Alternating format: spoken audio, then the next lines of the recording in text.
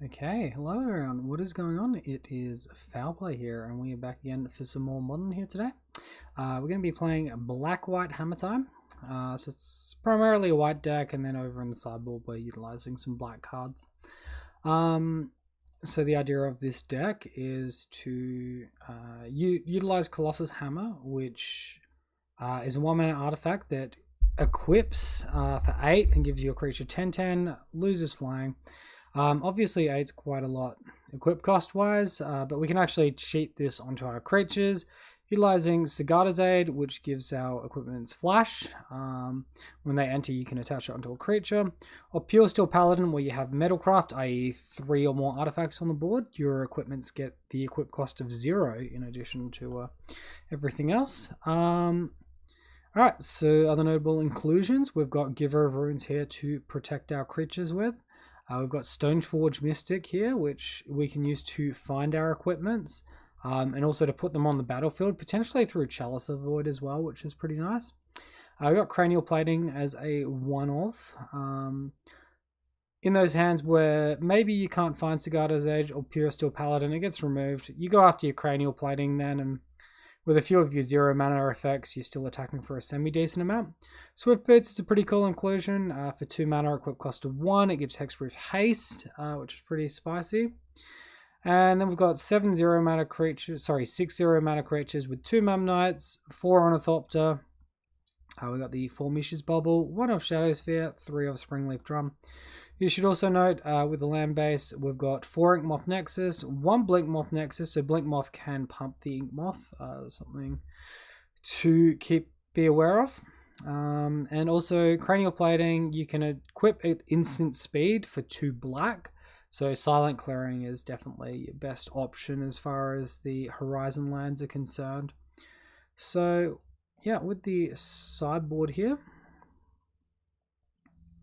I've got 1 Deicide for Heliod, 4 Core Firewalker for red decks, 3 Core Firewalkers, 3 Fatal Push for aggressive creature-based decks, 3 Thoughtseers for combo type decks, 2 Unearth for attrition-based matchup, so this can come in pretty handy where it returns your Lurus after your opponent discards it. You've got a way to return it for 1 mana. And, you know, if you don't need to unearth anything, it can always just cycle and draw your card, right? And 2 Soulguide Lanterns for graveyard interaction. So that's a deck. It can be pretty fast and unforgiving. So hopefully we see that side of it today. I did play it a couple of weeks ago, but I was getting hosed pretty hard by Prismari Command. Pretty much every control deck was just running out there, testing Prismari Command, and now I think we've reached a point where only the combo variants are going to be playing it. Alright, looks like we have found our first match.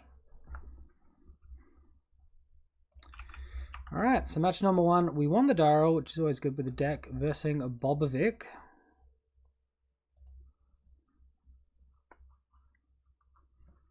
We got this hand. We've got 3 0 manas, a Sigarda's Aid, a Stoneforge Mystic. I mean, it's a keep. We're maybe a mana light for the Stoneforge Mystic. We can find stuff with our Mish's Bobble though, which is mostly nice. So we'll go ahead and keep.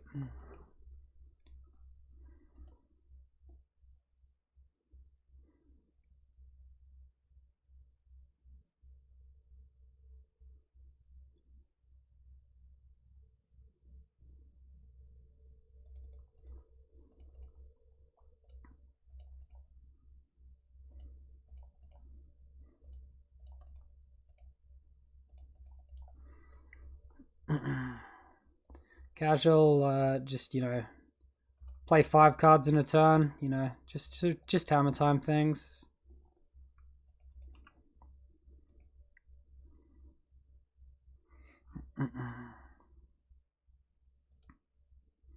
Oh, looks like a humans deck. I haven't seen humans in a little while.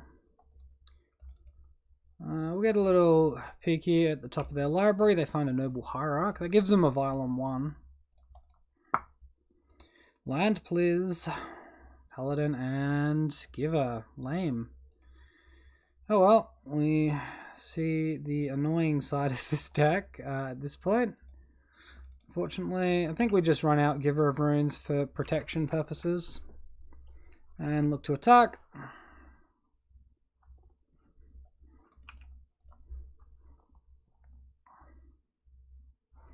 Yeah, unfortunate. Like with the Mishra's Bubble, we got to see two different cards there. I guess I could have looked at the top of my own library and chosen not to shock if it guaranteed me my turn 2 land drop, and then I could turn 3 Sigarda's Aid plus the hammer.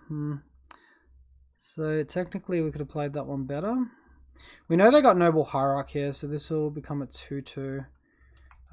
This will work out fine though, if they go for it. We've got the instant speed Shadow Speed that will equip, and also Giver, we can give protection from white.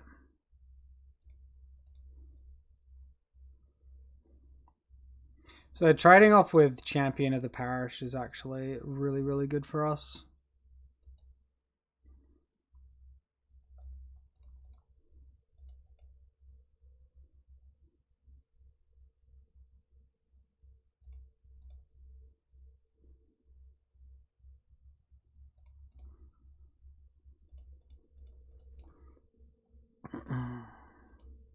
Played our super unexciting Shadow Spear.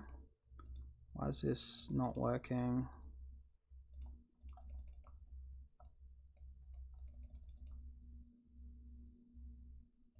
Okay, for some reason my trigger does not want to get placed on the stack.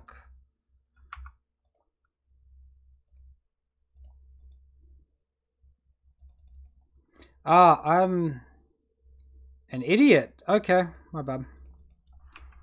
I get my creature protection from white, so it's the Sigarda's Aid is actually doing the equipping, so I can't target that there. I have never come across that before. That's fine. We just bounce on the Champion of Parish. That's very awkward. I did not know that.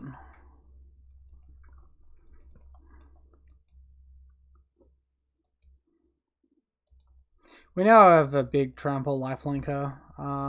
Opponent can be a little bit annoying with like a Reflector Mage, but they missed a land drop.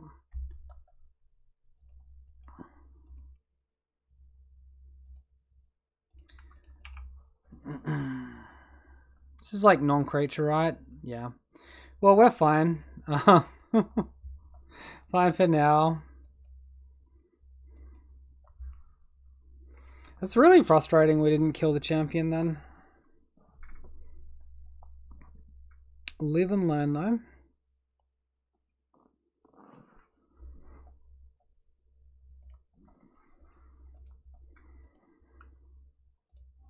Now we're getting casually attacked for 4.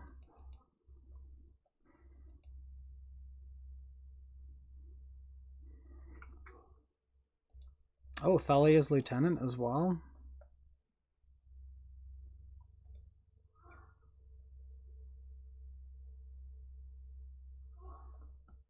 Thalia Guardian. Okay.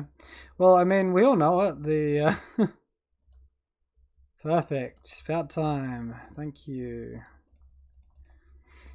We all know the champion being off the board would mean we're 5 life higher there. Now we just have to hope they don't have another Kitesail Freebirder. We can get past the Meddling Mage with the Stoneforge Mystic active.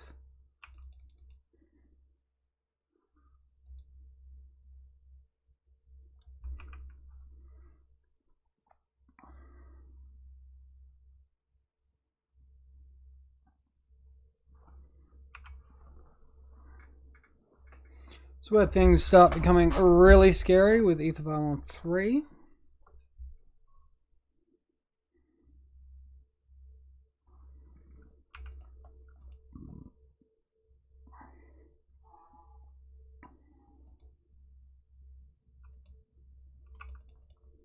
Goodness gracious, what do we got now?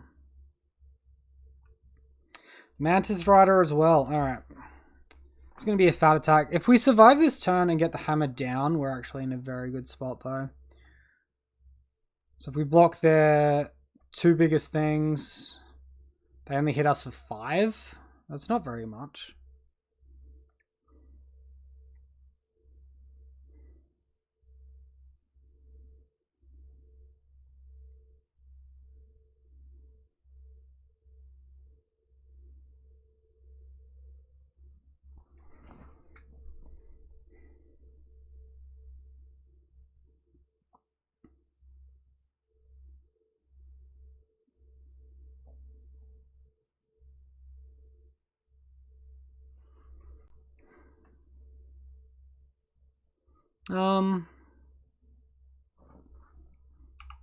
So let's stop the hard yields so we don't accidentally lose something here. He's got 4 toughness to block with, so we're going to deal damage no matter what. I think we're just fine trading in the Memnite there, blocking the flyer here, and then giving this protection from white. Oh, okay. We have to skip through this phase.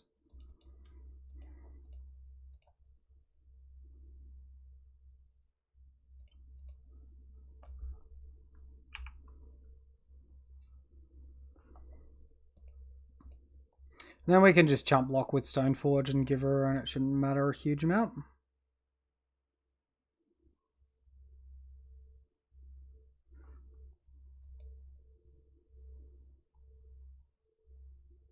If we hit land there, we could have threatened with Ink Moth Nexus. But they'd just block with one of their flyers anyway. At least we have Trample. Trample gives us a shot. So it costs the same either way here, regardless of how we do this, because Thalia make it cost 2 to hardcast. I guess we have an extra blocker if we do it the other way, actually. Alright, so maybe this is wrong. Being tricky for no reason.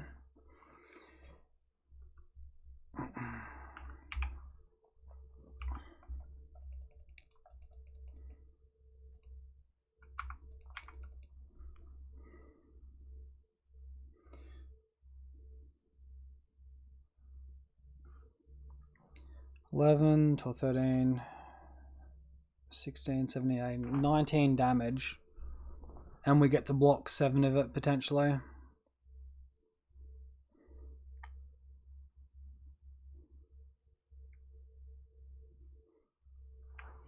I really like to use my Giver of Runes to protect my Ornithopter from maybe a Reflector Mage.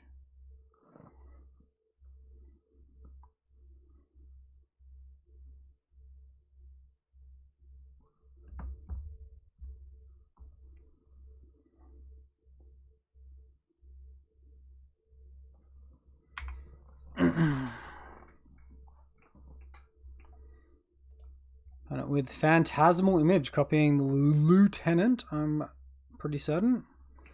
Yep, so Anthems galore.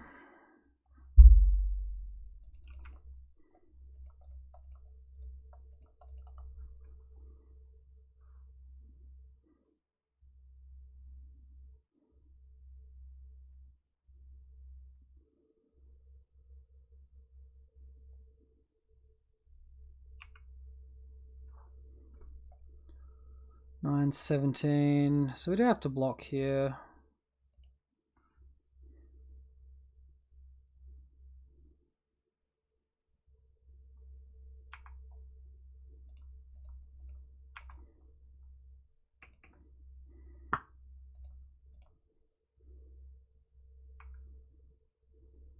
Alright, so hopefully no Vile active in response.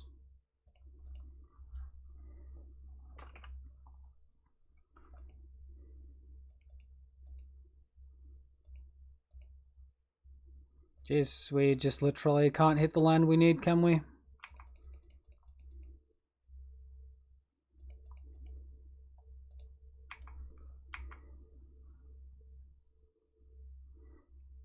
Alright, nice big attack here.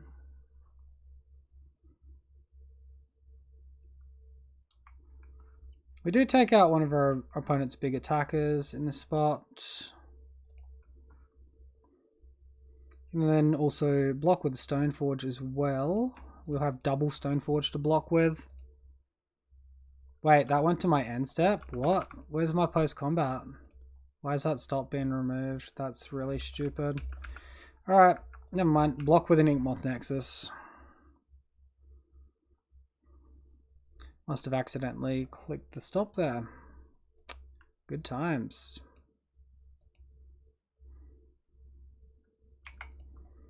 What 3-drop did our opponent top deck in this spot? Reflector Mage. It's like a pretty good top deck, man.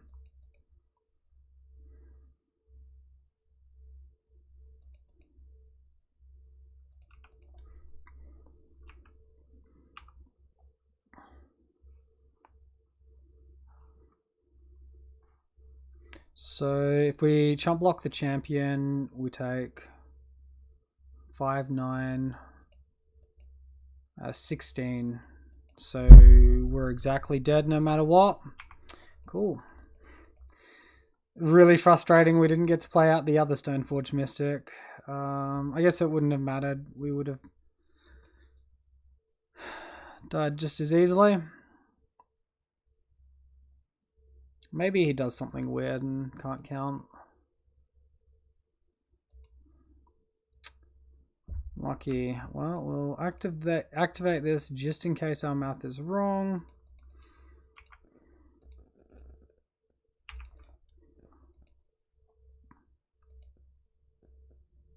Cool, perfect. Alright, well, we could have done with actually curving out a little bit better than that. That was slightly unfortunate.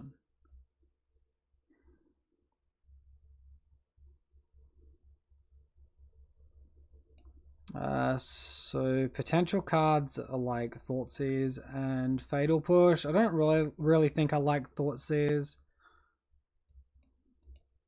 I don't really think anything else is going to be very necessary.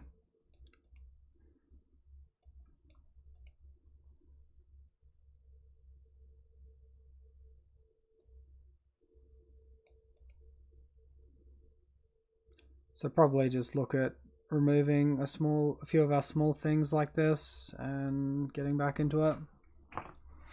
I definitely could have played that more optimally in several spots there where I didn't quite sequence perfectly. So that was definitely winnable. Amazing. It's like a bit better, but we don't have a way to stick anything. I think we still keep.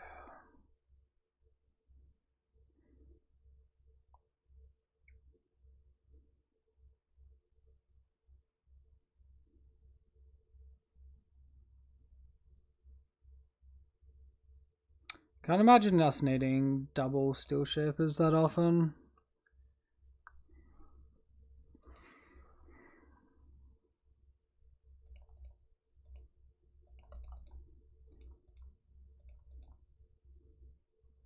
Paladin on top, that's what I'm talking about. Alright, Inkmoth down. Next turn we can Stoneforge Mystic, and the turn after we can Paladin. Is that how we want to sequence it?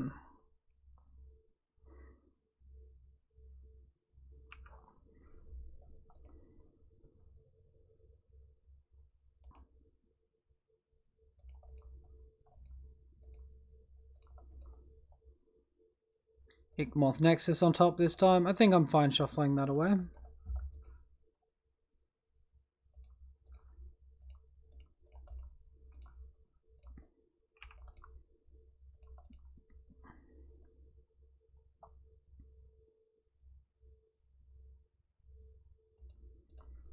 We'll get the hammer. We do actually need, I guess, 2 more artifacts. Maybe we shouldn't have cracked that second Misha's Bobble. Might have been correct to hold the second Misha's Bubble. We do get draws off of the Pure Steel Paladin.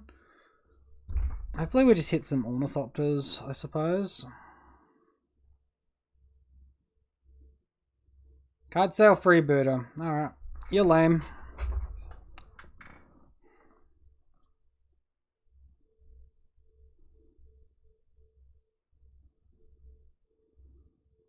I'll probably flooded strand into Godless Shrine so that I can cycle this silent clearing, because I'll probably need to.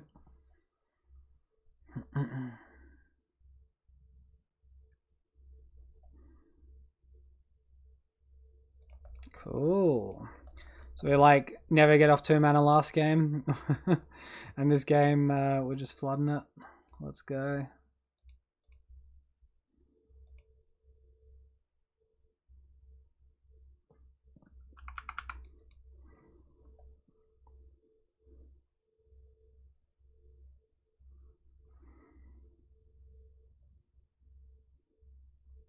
Could hold this another turn, and we can still shape his gift now, and we can Stoneforge Mystic in response to interaction, which I think we like. If not, we can just hold it in hand.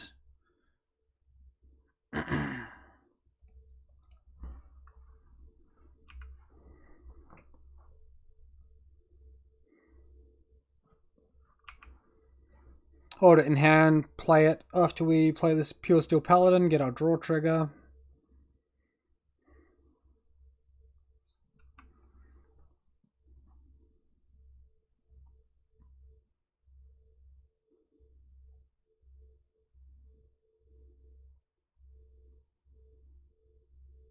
As far as Hammer Time hands go, this is pretty gosh darn slow though.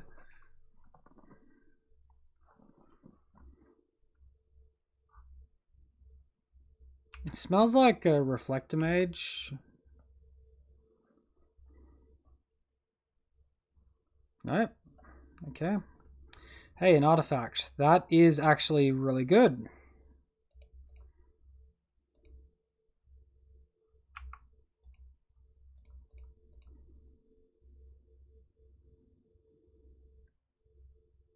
Wonder if he's got Dismember. It sort of seems like it.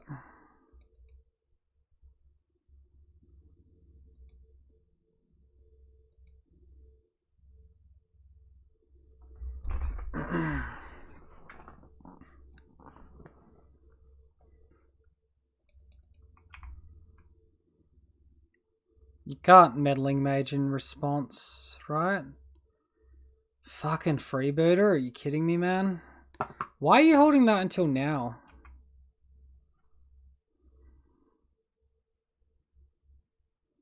Well, Fatal Push would be amazing. I kind of feel like he's got the Reflector Mage.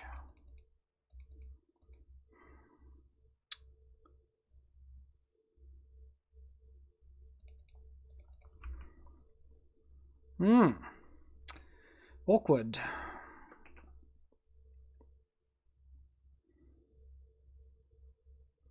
A Dismember as well. Just, you know.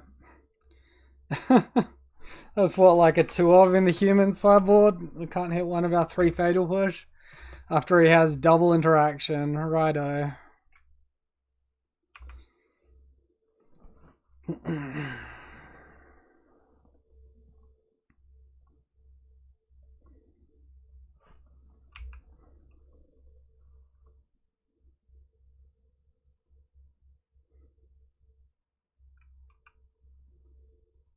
Alright, looks like he's maybe flooding out, so we might be able to draw back into this one. If we lure us and start getting back our Misha's Bogles, that will certainly help.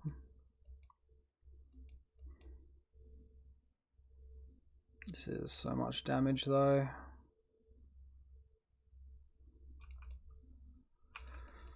Alright, take it.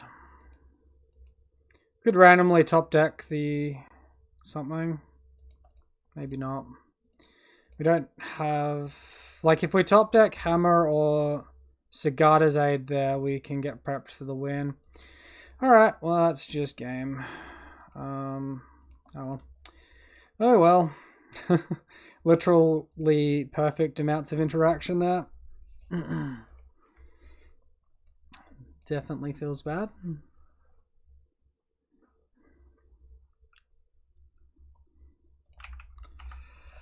Alright, match number 2. Won the Darrell versus Arslan something or other. The rest of that word's going to get pretty choppy if I try to say it. I've got this hand with double Bobble, Steel Shaper's Gift, double Ink Moth. I think we can do better. Particularly game 1 where our opponents don't know what we are. We probably want to be a little bit aggressive. Sure, this one seems like a keep. We can ditch a Steel Shaper's Gift.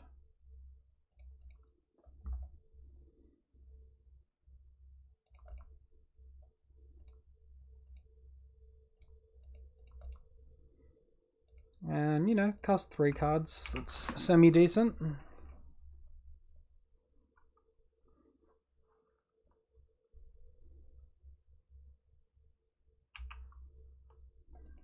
Forest into Birds of Paradise. Very interesting.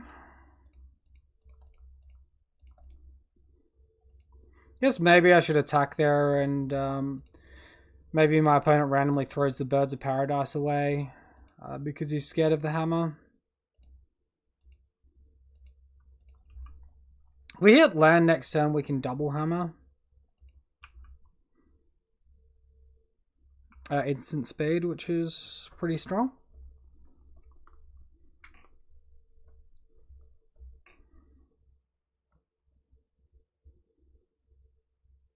Right. Am I facing a Spell Queller?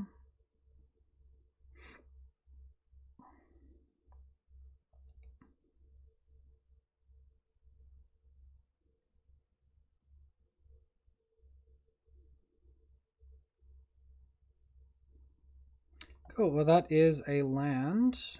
Crack it.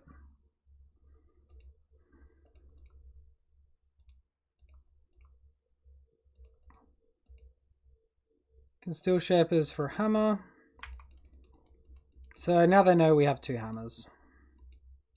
Attack with both guys. Any blocks opponent.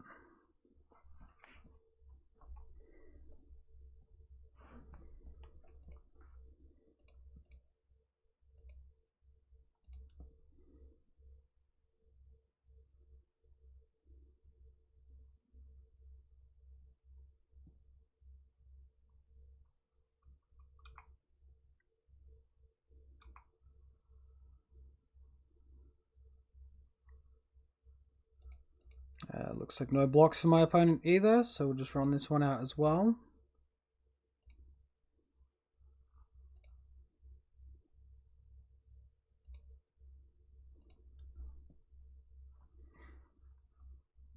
And we'll get in for a casual 12 points of damage, put him to 7.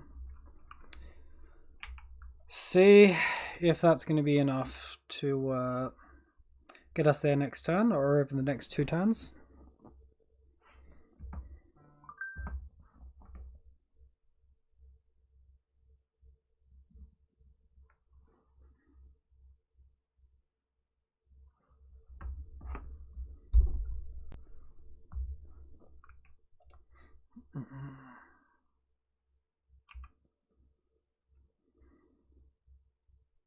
If he misses land drop or plays something else out, this is fine.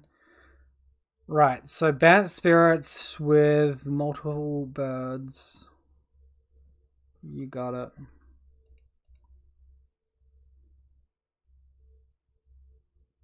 Mm-hmm.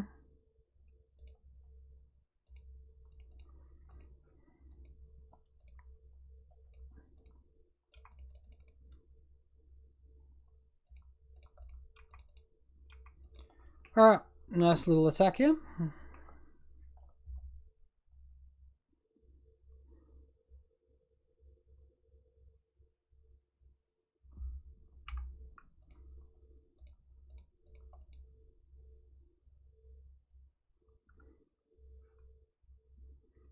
So, casual trample lifelink. Alright, not too bad so far.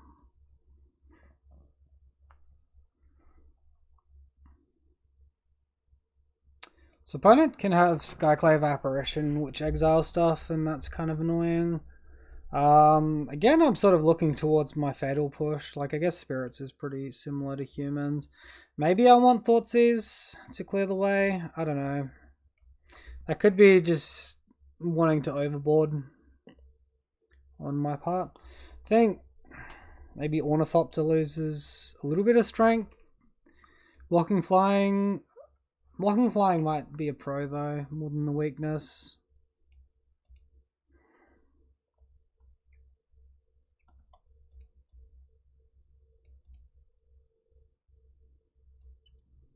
I don't know if I want to remove my 0 drops. I'm going to remove land there. Natural Hammer is probably just pretty good. There's no way I'm finding room for the Thoughtseize in this spot as well. Just something like that maybe. Maybe a Springleaf Drum.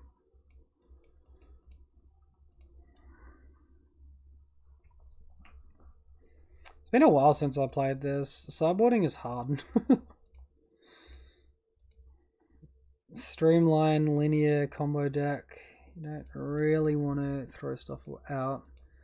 Alright, we'll keep this one.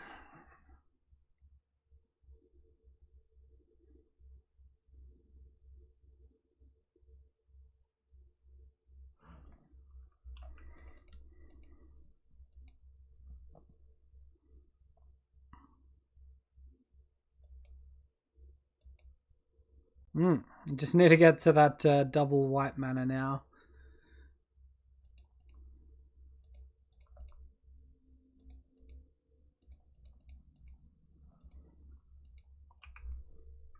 Might hold this Misha's Bubble for the time being.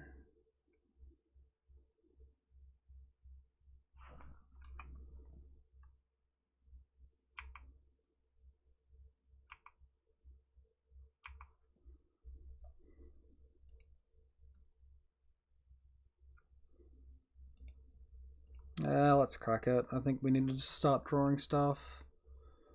Geist of Saint Traft. Wow, spicy.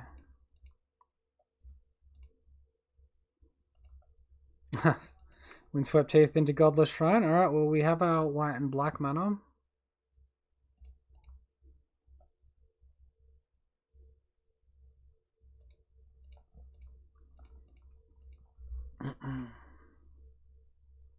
Suddenly I'm a little bit upset that we cycled the Misha's Bubble because we've disabled Revolt. We can get it back with Windswept Teeth.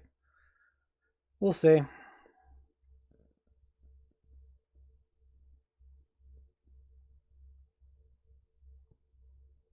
Doesn't play anything.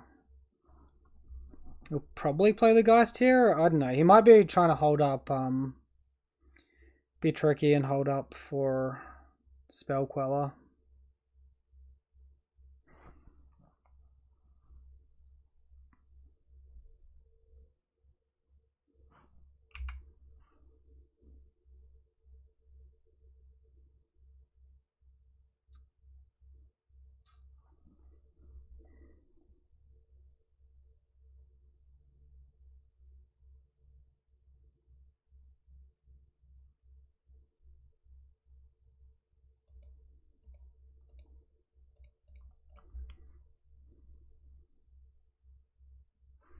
Cool. Get our hammer. Step number 1.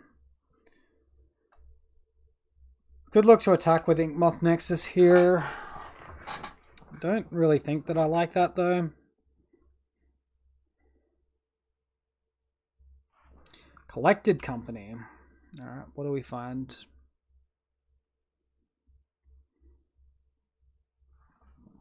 How many basics has he got? Yikes. Mono basic land spirits. He found a different Geist of Saint Traft and a Selfless Spirit. Well, suddenly my Fatal Push looks like absolute crap in the face of a Selfless Spirit.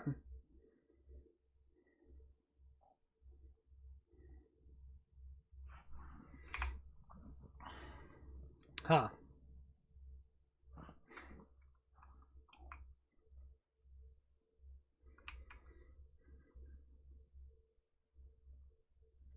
and Geist is being scary.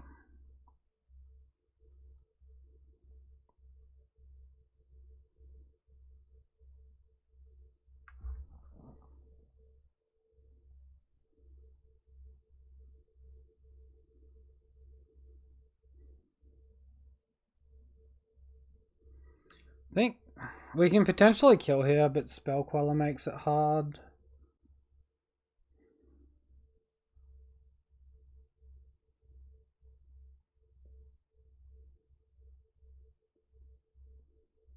Taking 8 on Crackback. So like dead to a Lord at this point.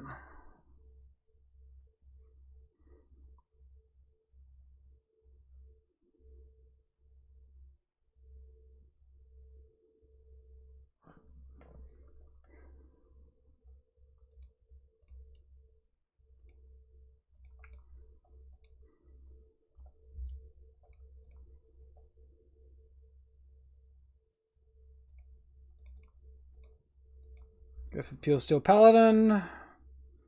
Hopefully this resolves. I can't imagine it would. Maybe he just has Coco. Maybe he just has Spell Queller.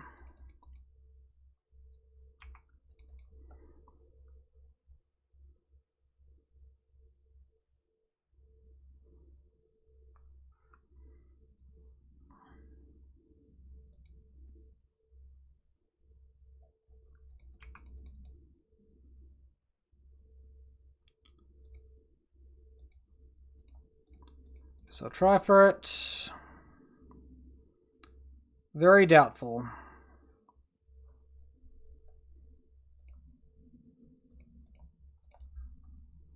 Alright, he sees the line.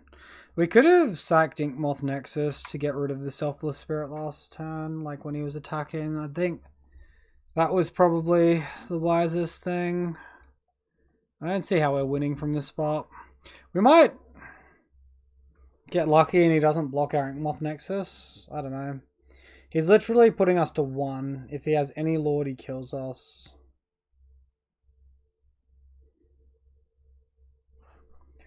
Cool. Alright, well, that worked.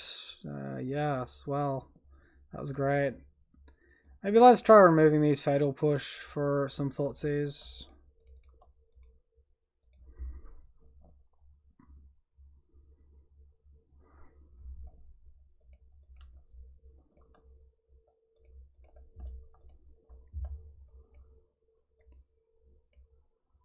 Yes.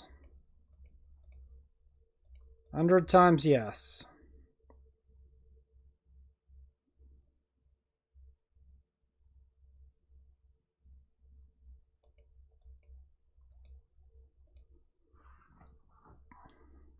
I think we Steel Shapers for Trample. The Swift Spear.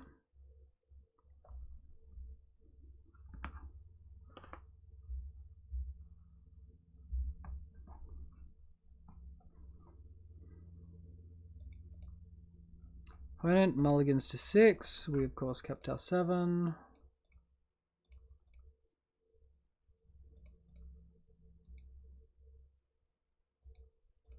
The tiny little Shadow Spear. Alright, nice.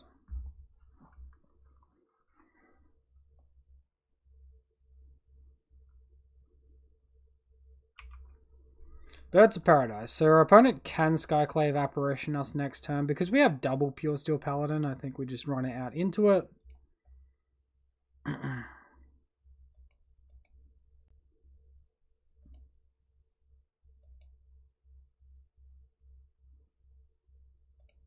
We have double Thoughtseize. Yeah. I like getting in underneath Spell Queller, you know?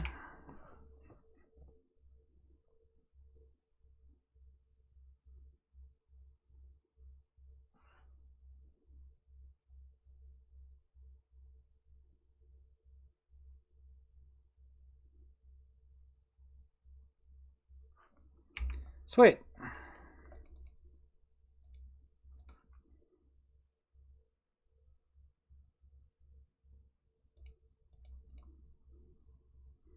Can't imagine he counters this. Maybe.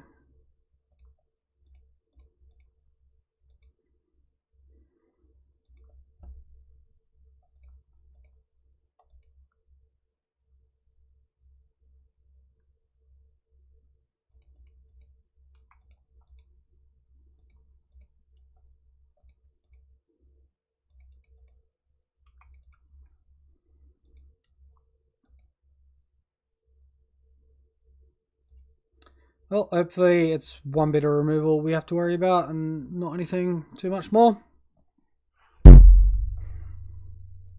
Geist, Nature's Claim, Phantasmal Image. Well, I guess we'll take the Nature's Claim.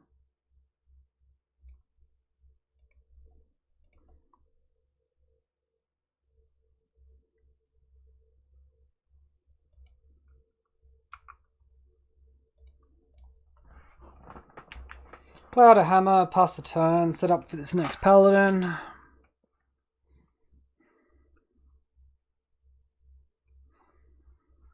Is that the same art island? It is. It's a Geist, sure.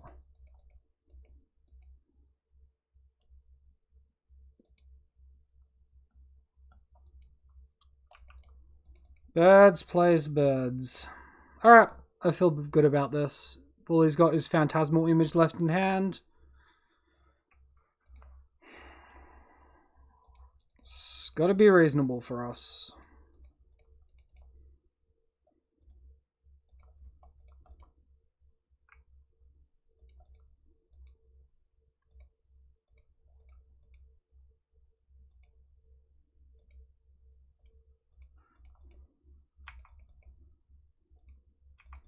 Attack for 11, gain 11.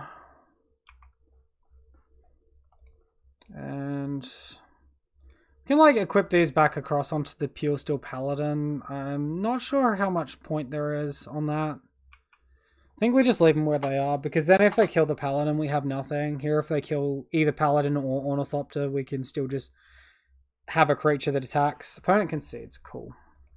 Awesome. Good stuff, guys. We got there.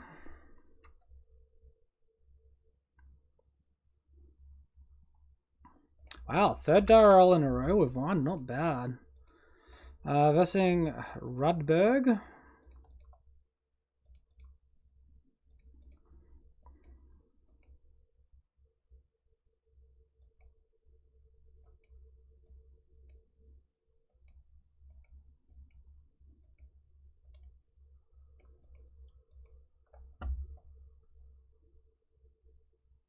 I think this is a cape, and yeah, we'll keep it.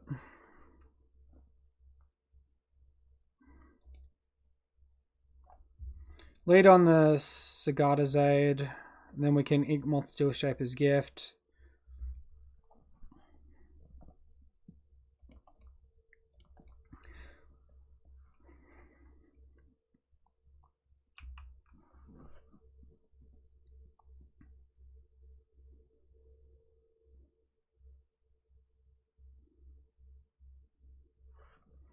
Swift Spear. Alright. Well, we potentially have the turn 3 Infect kill.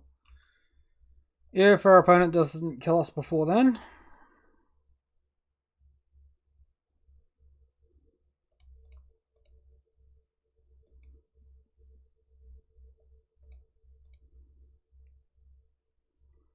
There's no real way to disguise Ink Moth and get in, so just play out a Springleaf Drum. Pass the turn. At least there's no Clever Lumomancer, so no turn 2 kill for our opponent. But they're definitely going to have burn spells that could be targeted towards our Ink Moth.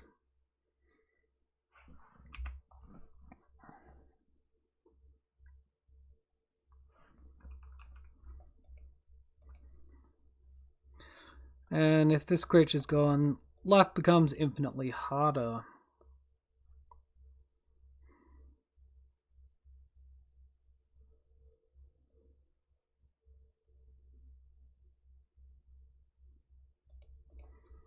I think we chill until he maybe taps some more mana. Excellent. Not bad.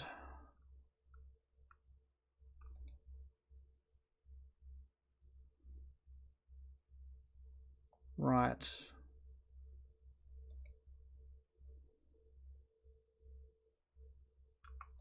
I suppose if we want to play Shadow Spear, we can play it in our opponent's end step because of the Sagada's aid. Now I kind of just want to hit lands so we can Colossus Hammer and then also, oh, it's not prowess at all.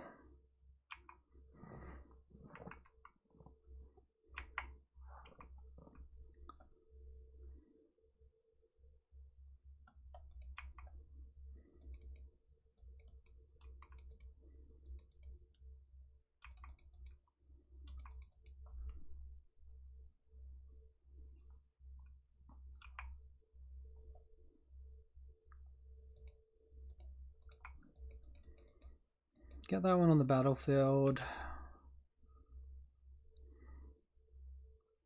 Excellent. We're making land drops. This is good.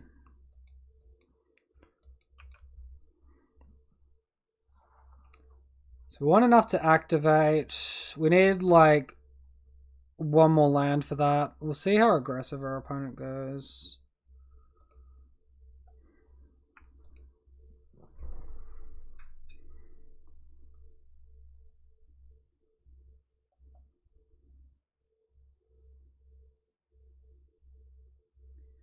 We could also potentially draw like a Pure Steel Paladin or just any creature, put a hammer on it, and if they burn it in response, put the Swift Boots down.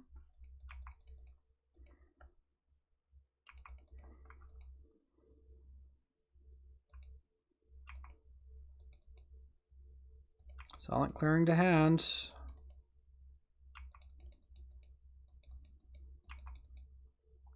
So we'll go off the notion of only one life point matters, and that's our last one.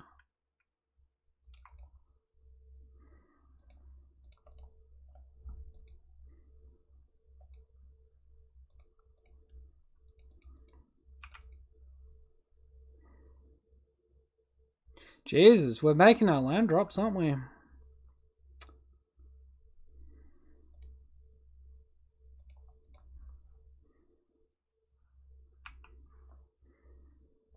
Guess we could like lure us to hand in that spot, actually.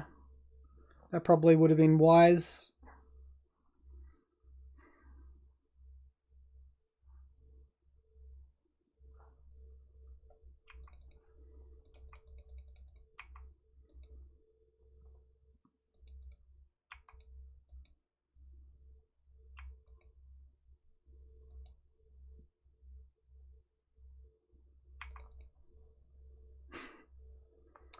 Mono lands here at the moment. Alright, we have to animate Ink Moth or else we lose.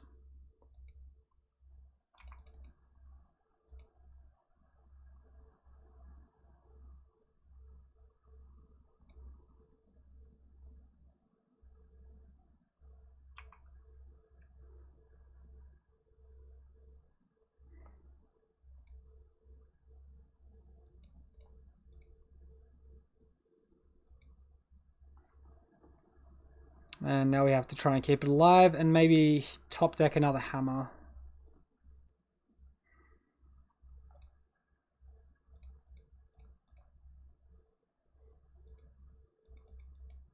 Right. So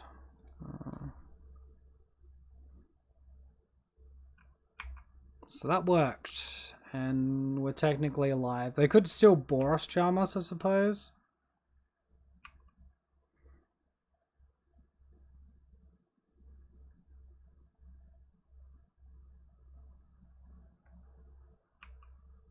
Okay. So just me, or did that lava spike? Oh, those are lava spikes, not lava darts. Right, I thought that was lava dart art. Okay. Cool. We got these core Firewalkers, which should be pretty good. These Fatal Push, because they're a zoo deck, they should also be good. It's probably like the maximum of what we want there. I think if we're bringing in some creatures, we can take some out. And then maybe we can just trim on these random effects.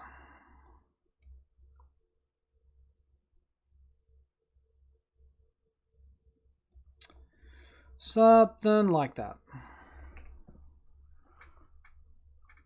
So my opponent's currently 2-2 on that deck. I'm very surprised.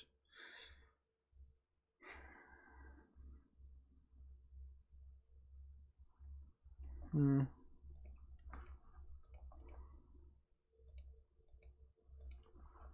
know, they did hand it to us in game 1, so I suppose they've got something going there.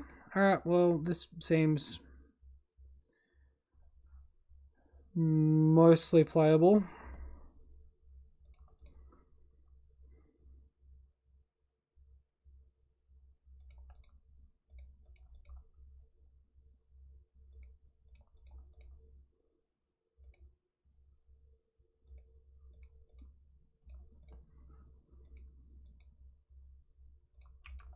Alright, Wayward Guide Beast.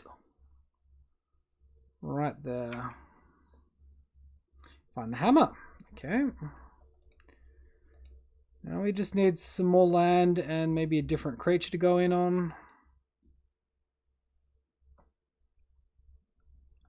Highly doubt this one's surviving.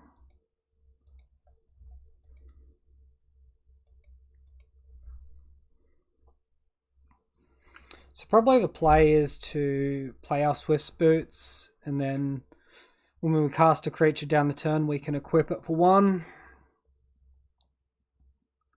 And that will actually give it haste as well.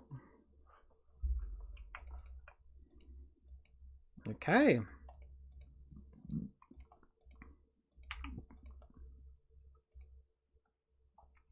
Casual smash to smithereen. Suddenly Swift Boots looks a little bit worse. Not bad draws though.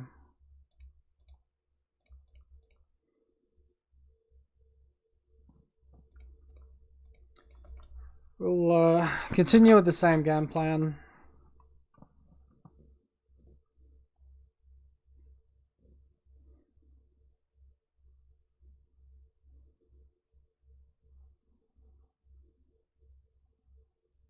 If we get land, we can equip and attack for, you know, essentially 20. No, we don't have Sagada's Aid. Never mind. Alright.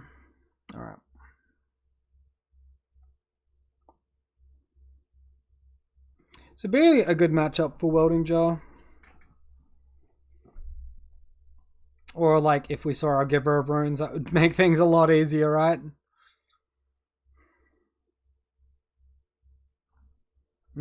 Mono removal.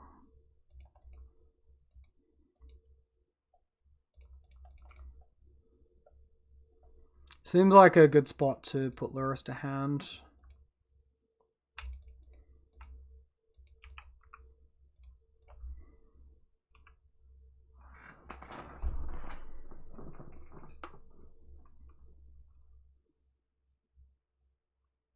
Alright, it takes away our Swift Boots. That's fine. We have Luris.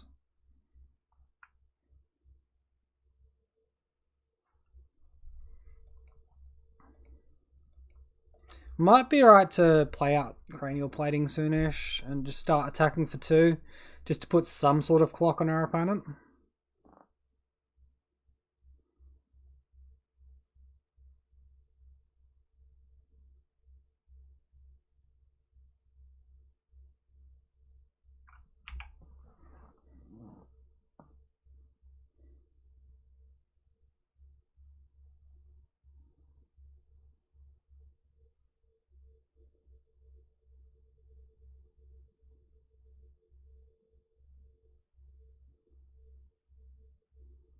Okie dokie. Big thought process turn. Oh, he's actually attacking finally. Okay. He didn't do anything with the mana pre-combat, which is interesting. Mountain to hand. Right. How many smash does he have in his deck?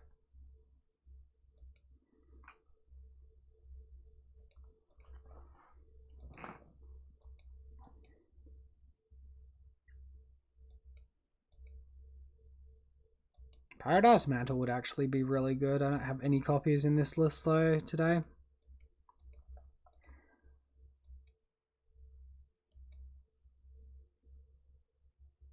Searing Blaze. Alright, there it is.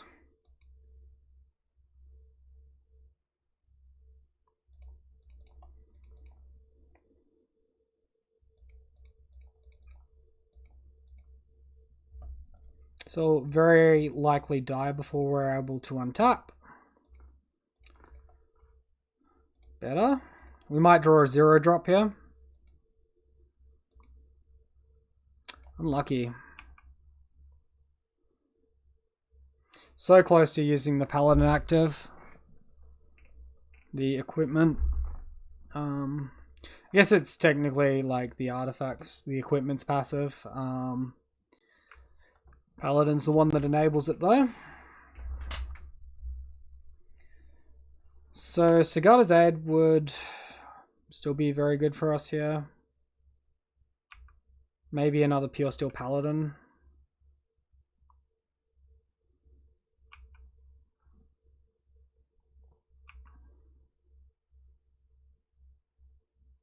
So you got another Searing Blaze? Is that what's going on here? Okay.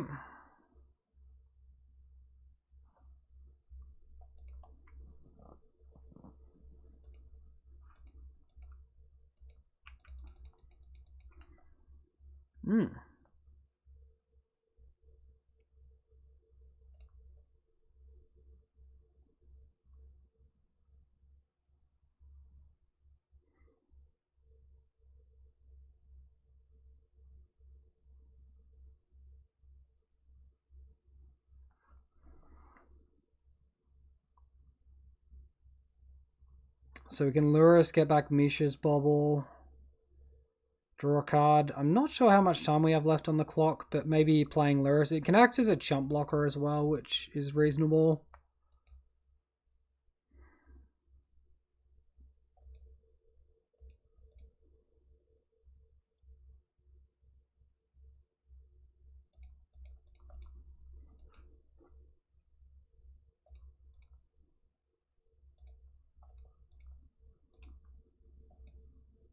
Opponent with a Goblin Guide on top. We know their hand is all spells, that's the thing, because they haven't really been making their land drops, right? We draw another hammer, alright. Just some way to stick these on the board would be nice now.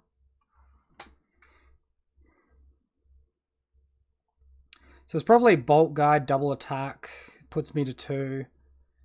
And then we can potentially just win. I will be blocking.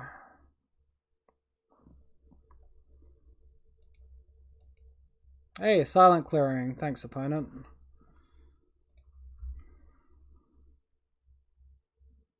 Alright, cool. Cool.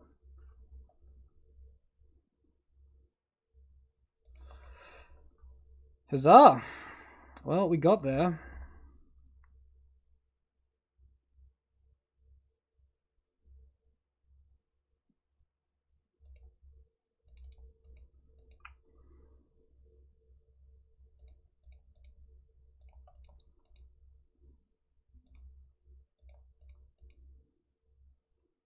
Try for it. Seems kind of good. Opponent concedes. Alright.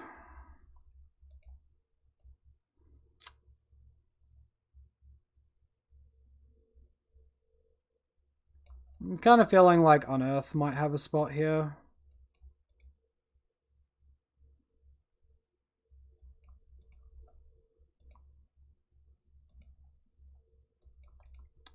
Alright, let's get back into it. Because like Unearth on our Pure Steel Paladin would have won us the game a turn or two earlier.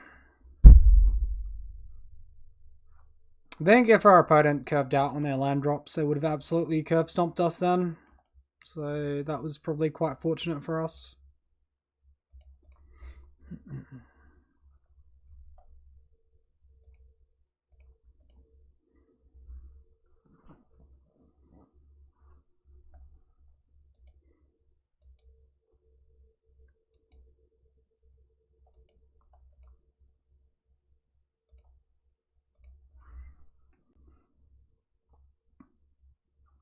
Cool. I'll keep this. It's got a core Firewalker. That's got to be a good card here.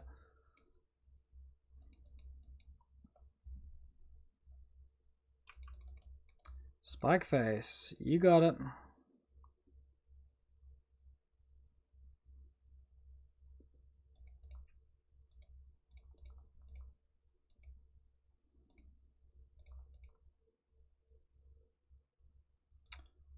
Giver of Runes on top.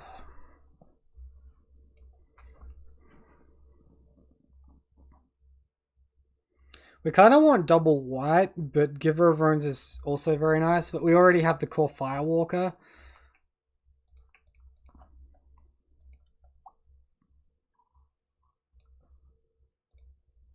Let's just get our Godless Run out and pass the turn. So we'll shuffle that one away. Find the Unearth.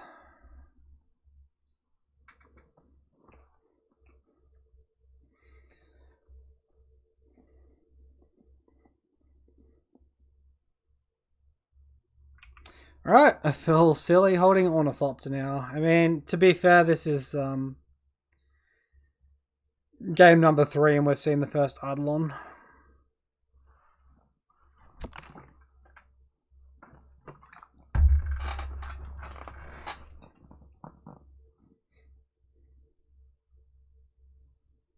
Alright. You can pass the turn any moment now, opponent.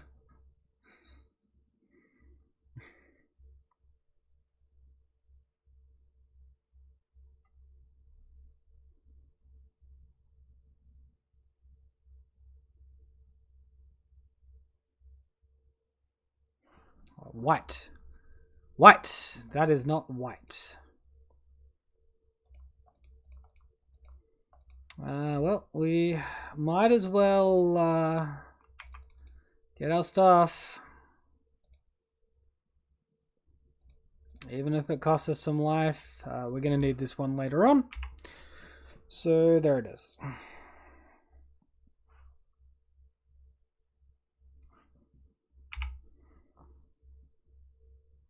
So this just looks like Burn that's randomly playing that creature. I'm not really sure what the advantage of that is, but he's definitely the one that is ahead, so we don't get to critique too hard.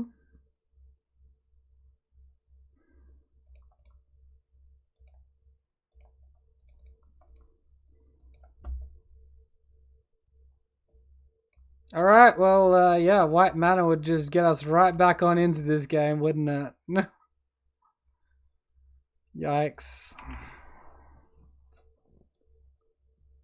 It was bad beats. Like, I even sacrificed the prospective Giver of Runes to just dig deeper for my white mana. It's literally not mattering.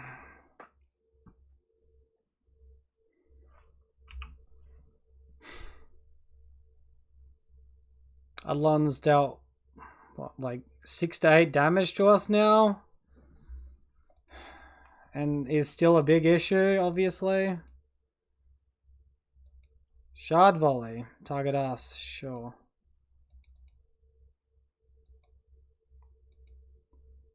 Cool, GG.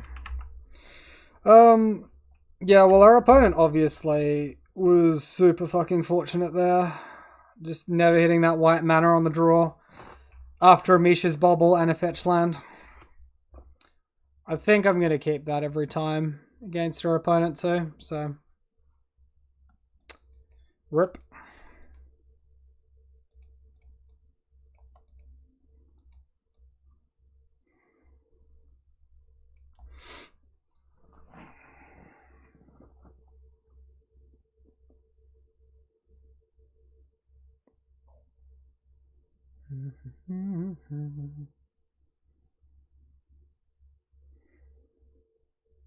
Yeah, we could have played tighter in game one, so that definitely could have been a victory. I wasn't expecting burn then. That definitely seemed a little bit more of like the landfall deck from what I saw early on in game one.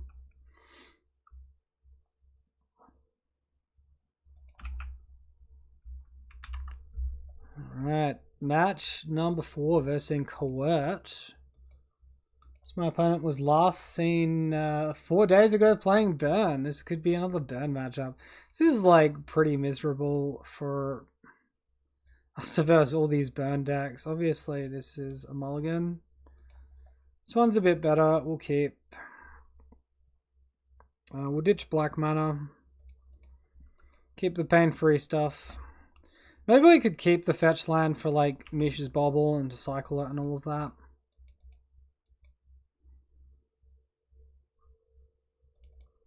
Find the Stoneforge Mystic. That's a nice find.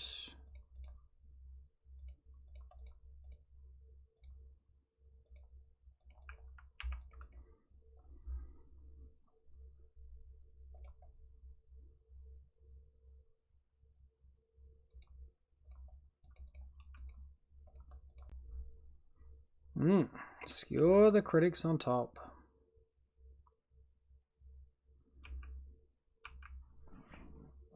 I think he's got the Searing Blaze. He's got the Eidolon. Man, what is with Burn making this comeback at the moment?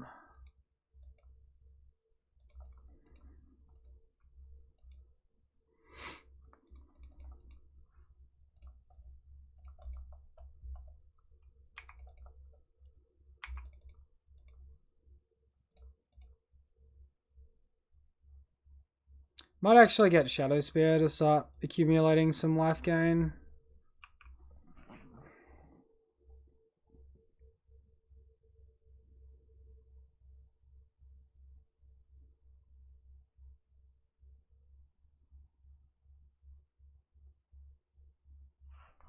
Alright, was there some sort of burn deck that did well with some Wayward Guide Beasts that I'm unaware about?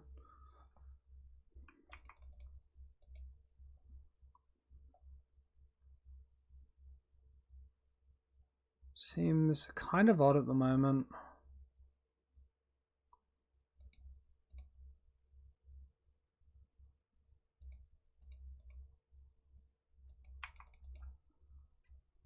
I think I'm happy to trade here.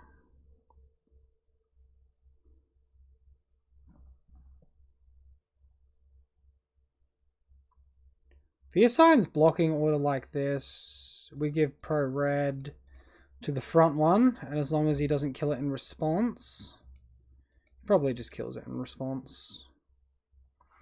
Has the lightning bolt. Alright, we're losing like everything then. I think we have to go for it and just force him on like sorcery speed spells.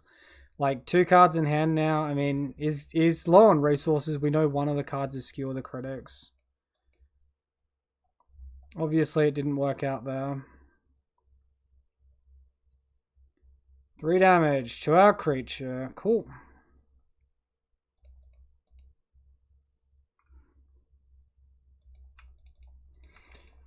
Alright, take some more pain.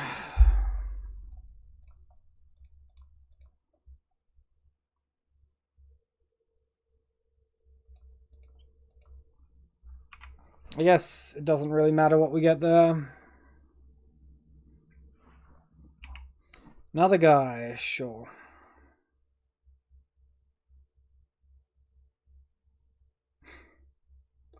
We're just dead. It feels pretty dead. Cool. Alright. Alright. Well, this seems awful.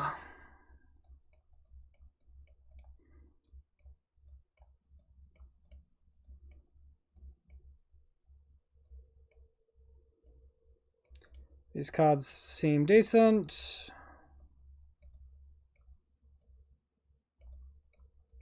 It's probably just a decent number of 0 drops out and some like land sources or something. Cool.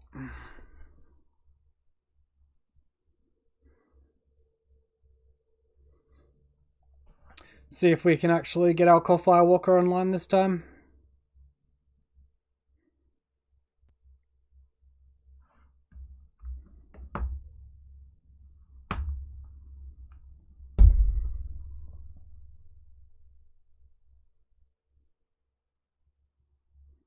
Maybe I should go back and play Burn. Apparently there's some really OP list running around at the moment. Well, new and spicy. New, spicy, exciting. Oh.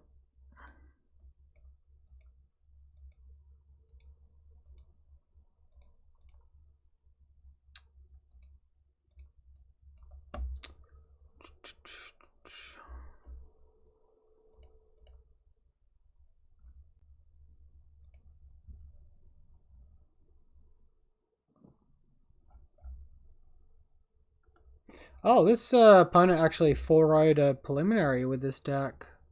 He's running 4 Wayward Guide Beasts, really? I guess just having an extra 4 creatures is pretty strong, and like it's got the haste effect on it.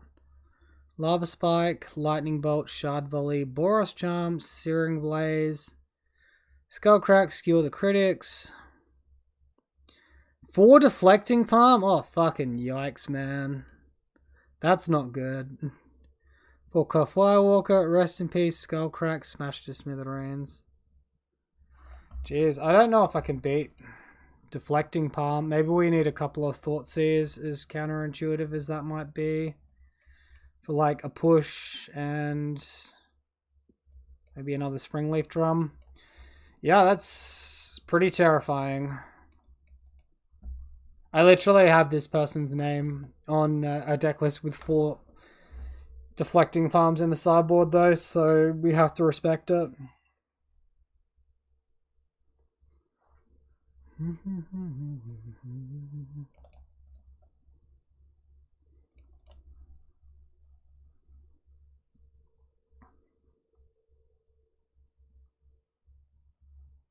All right. Let's go.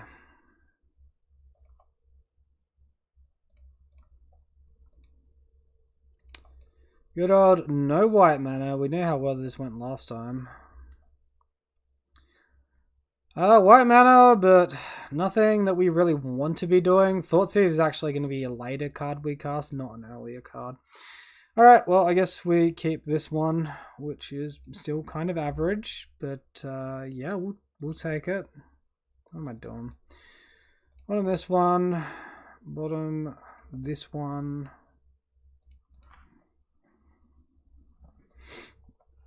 Unfortunately, no, I know we sideboarded a lot of them out, but no Springleaf Drum there. That would actually be pretty strong for us. I think we hammer here, because if we draw a 0-drop, we can potentially Pure Steel Paladin and then equip the hammer onto it and just survive. We just need to find a 0-drop to do that, though, whether it's Mish's Bobble or whatever else. Right on time, Mr. Sagada's Aid. Right on time.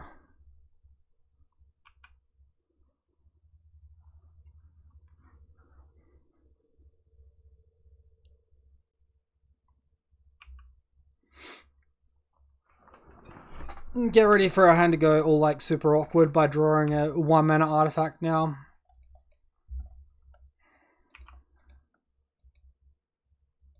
It's like so tempting, but it's stupidly risky.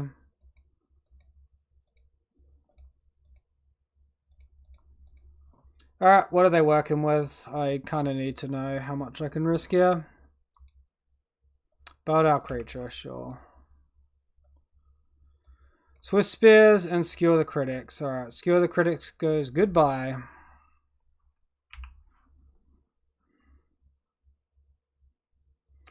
So now we're in the pursuit of Metalcraft.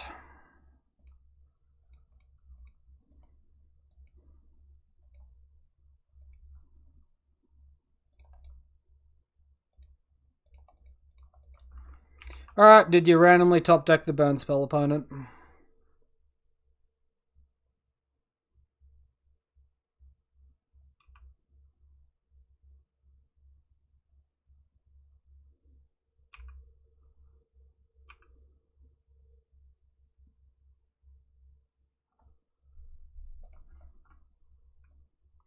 That'll do.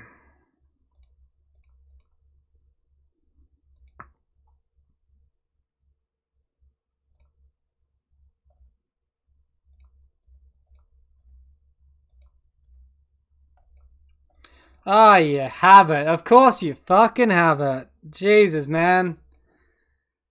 I never draw this well when I'm on burn, I tell you. What a load of crap, dude. What an absolute load of crap.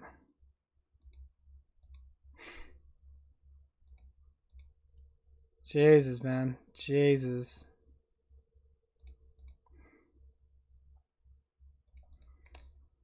Alright, that's more like how I draw, so, you know.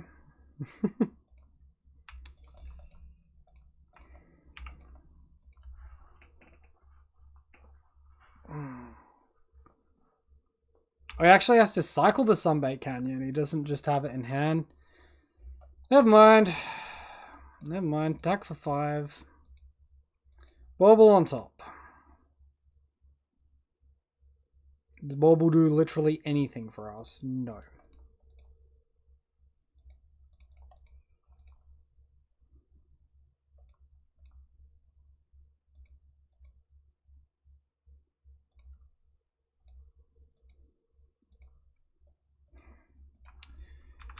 Go! Wow, that was absolutely brutal. Like, now that I'm not playing Bogles, I'm just versing all the matchups where Bogles does great. Where's Tron? This deck absolutely destroys Tron. And, you know, I mean, pretty rough right now. Completely drawing the wrong half of the field, dude.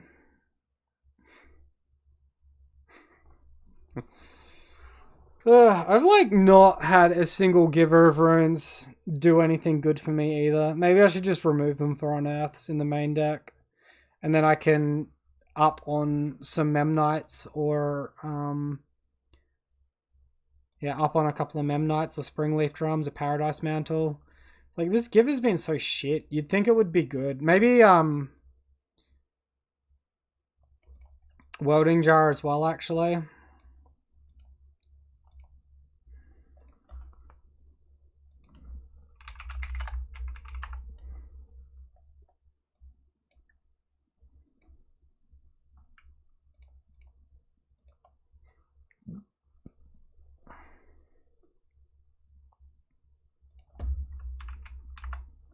Cool. Match number 5 versus Handsome Pips. Lost the die roll and get ready for some spanking. I'm currently 1-3. Our opponent is currently... Oh no.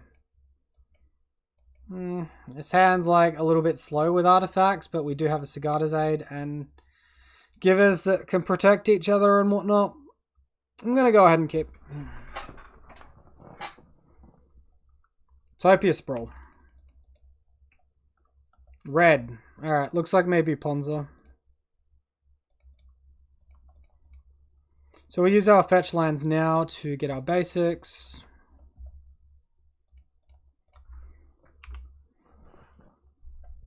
Good old triple Giver of Runes should probably protect our Pure Steel Paladin, maybe.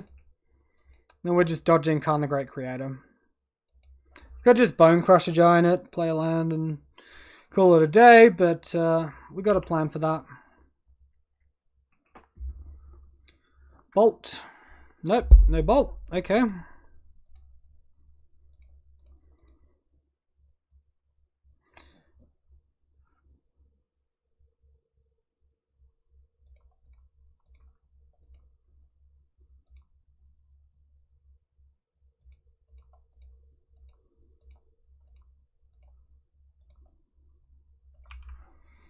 Alright, we'll empty some stuff. Pass the turn. Maybe we just attack with the Giver there for the 1 damage. Alright, this is where stuff gets unfair. Get ready for it. Get ready for Khan the Great Creator. Here it comes. We also don't have an enchantment to equip yet. Sorry, an equipment to equip yet.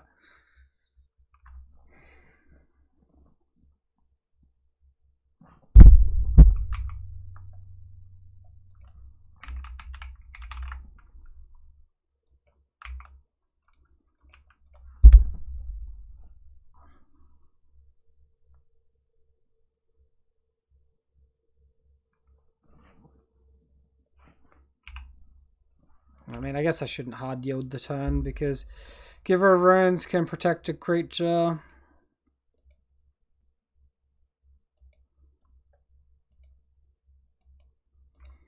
I mean, we actually have a win against Ensnaring Bridge with this deck. We can attack with a 0-drop and then instant speed a Colossus Hammer.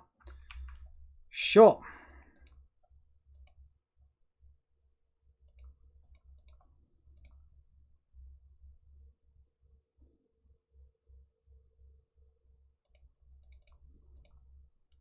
Pure Steel Paladin. Tap the Pure Steel Paladin for white.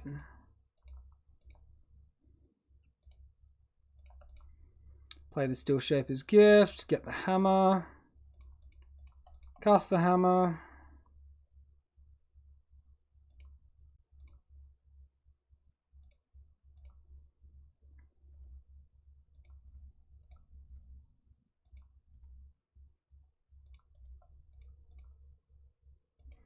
What do we draw? Alright. Apparently my auto yields aren't working. Another Giver of Runes. Sure. Attack for 11.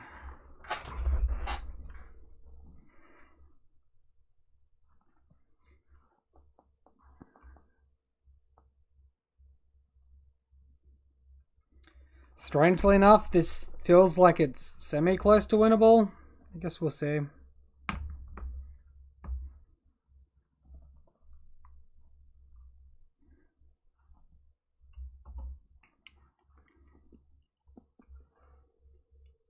Gotta stack this trigger first, though.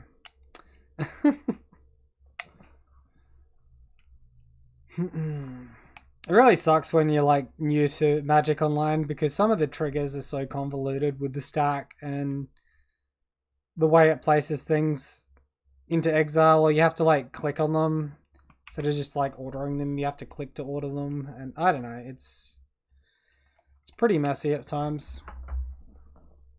I can't just like block with a creature because we can give protection from green and attack on through most of what they play.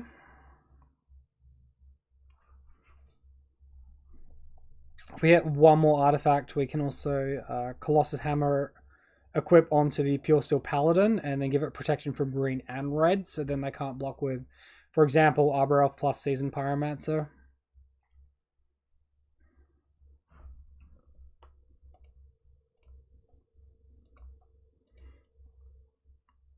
Alright, so we'll give Pro Red here.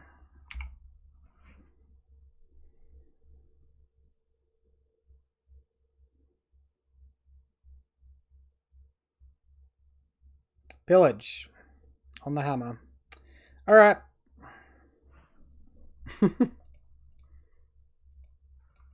Unlucky team. Unlucky.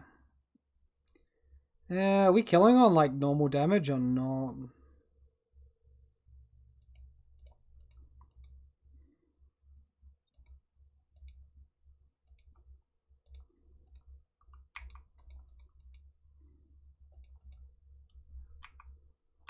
I would assume so.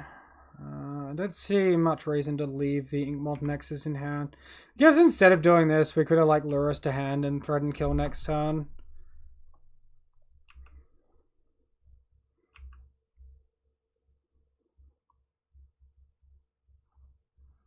Oh wait, yeah, Colossus is just going to remove our hammer.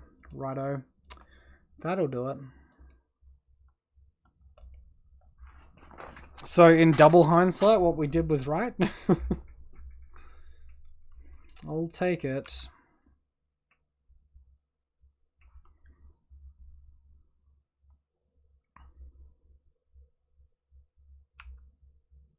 He's doing a lot of work off this one forest, chat.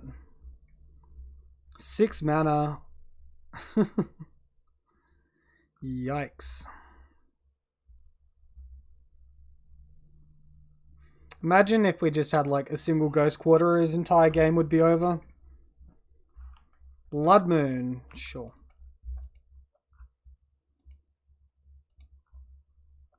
Yeah, that's really not doing much against us. The annoying thing is if we attack for 2 a turn, the Colossus is draining 2 a turn, so that's not really a win con.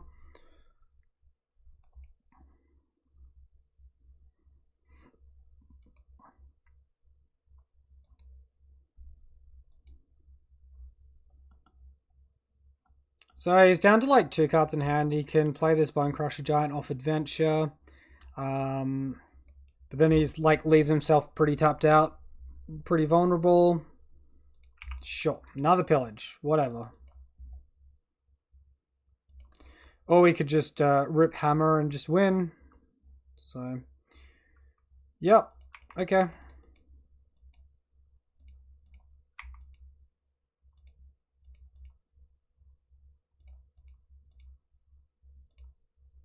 Opponent concedes. Cool. Alright, well, we're very fortunate his land was that awkward.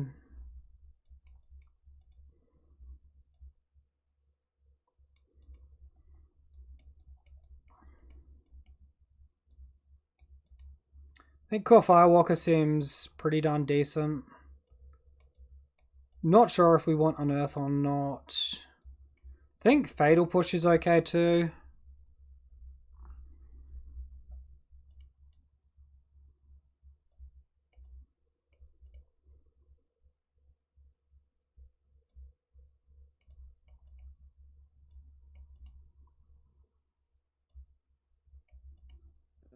Yeah, we're not bringing in Unearth.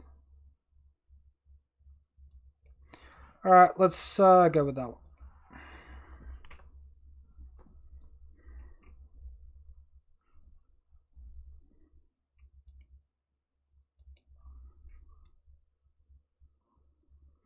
Hammer times things where you're dead on board almost, and then you just top deck what you need, and it's all happy days. We have like no way to put stuff onto our creatures, so this seems like a reasonably obvious mulligan to me. Could be wrong, but seems like a little bit awkward.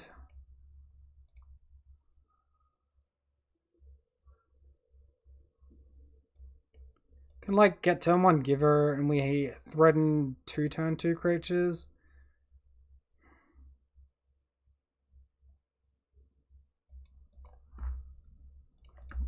I think I keep.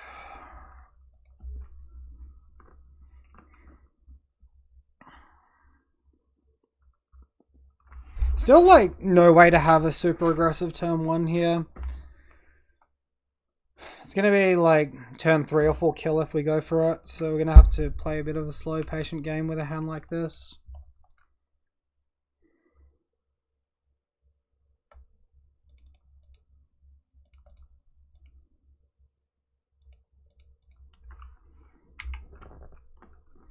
Maybe I can coerce my opponent into playing a Blood Moon here instead of doing something actually good against us, like removing the Giver, for instance.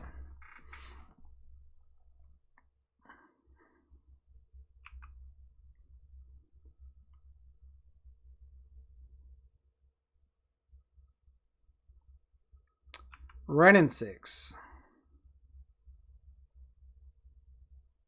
Plus Lightning Bolt.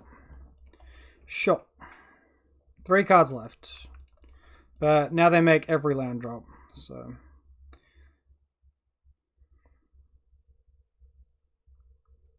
Them making every land drop part of all of this is not the best.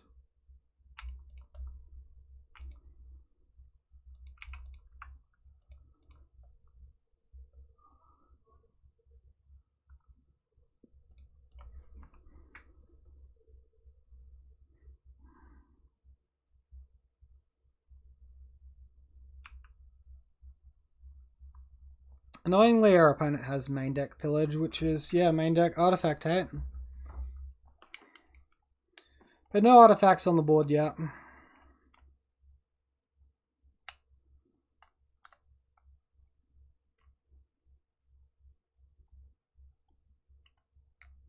So play now, 4 mana.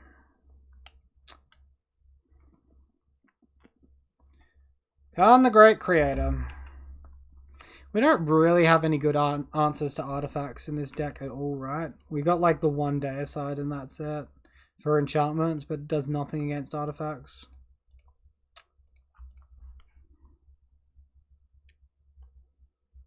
Liquid metal coating.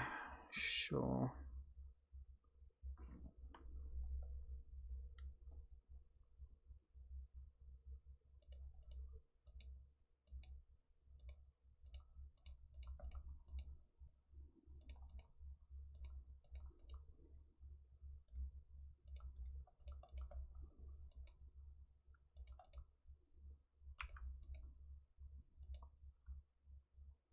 We'll attack the Khan here.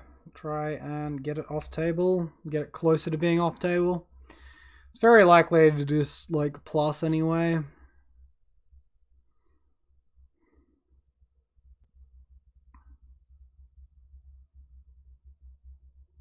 We can't ever equip this. What am I doing?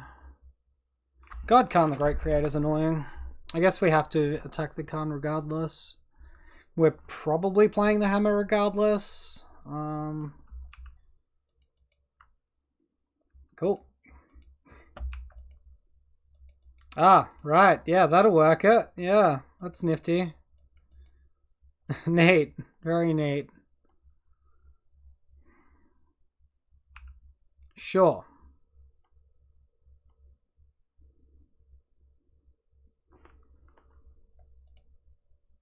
Fucking what don't you have? Jesus, man. Jesus. I'll say that was a nice play there with the run insects, but like, honest to God, this guy is like drawing like an absolute god. Wait, we don't have Paladin. We don't draw anything there off that. Gotcha. So we just should be putting Luris to hand there.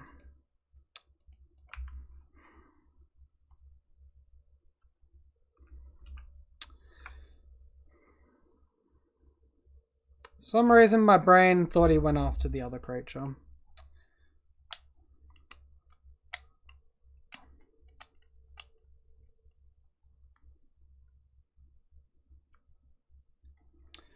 Here he comes.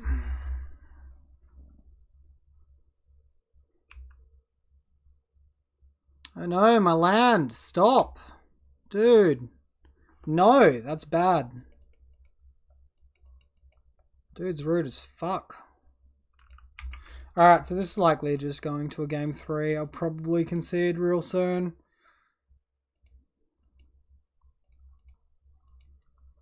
What's our draw? At the very least, what is our draw? Don't really think that's going to cut it.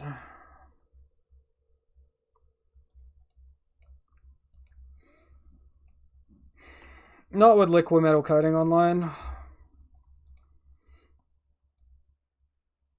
Unfortunately, the what do you call it? Did a lot of work. I don't really think I like Fatal Push. Like, it could cheese a turn 1 Arbor Elf, and then like outside of that, it's probably pretty average, right?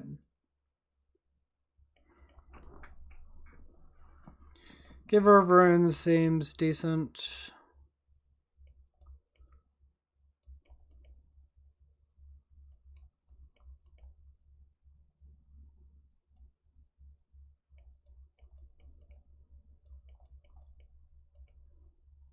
I guess like Thoughtseize could be worth more than like 1 card because it could adventure, like take away the Bone Crusher Giant before it goes on adventure and all of that. You can strip cards that he puts into hand with Khan the Great Creator. Or we could just look to be aggressive and just be more of a Hammer Time deck and just ignore what our opponent does.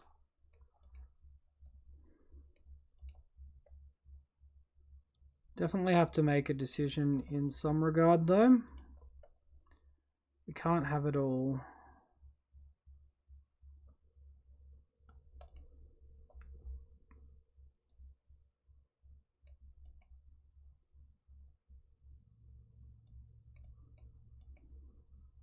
Maybe I like Memnite over Ornithopter. Go like 1 Thoughtseize, 1 Unearth, 2 Drum. Alright, whatever. We'll go with that.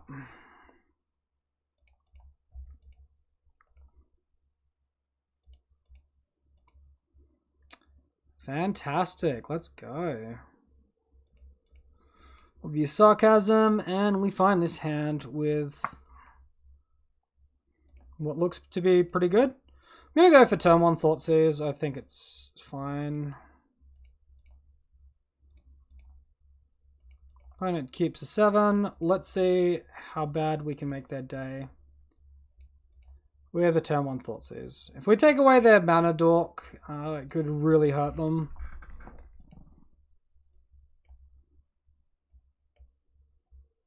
Jeez, what don't you have, opponent? Double land, Arbor Elf, Bone Crusher Giant, Khan the Great Creator, Utopia Sprawl.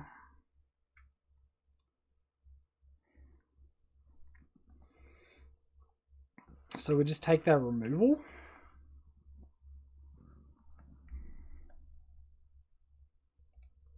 Give them like a turn 2 Khan the Great Creator, which doesn't seem great. I don't know.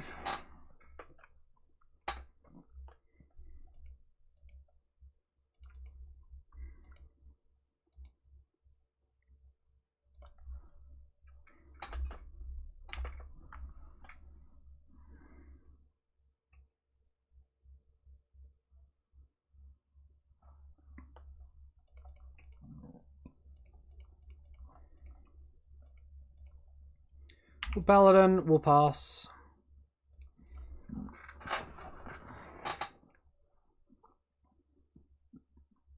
Yeah, the Renin 6 is really unfortunately good against us in combination with the Khan.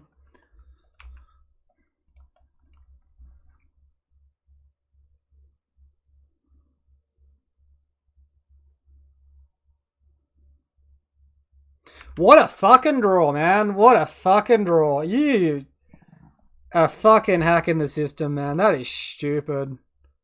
Oh my fucking god. That is just not right.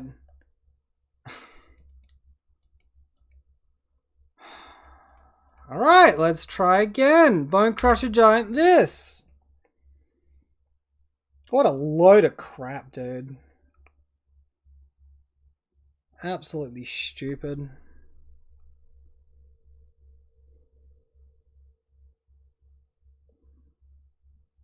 So salty about that. That's not even funny.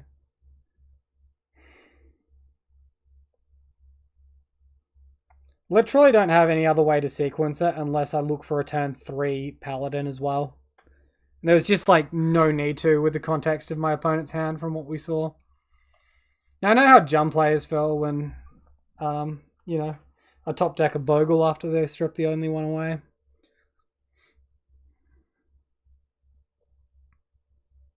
Oh, he plays the Windswept Heath. Look at him go.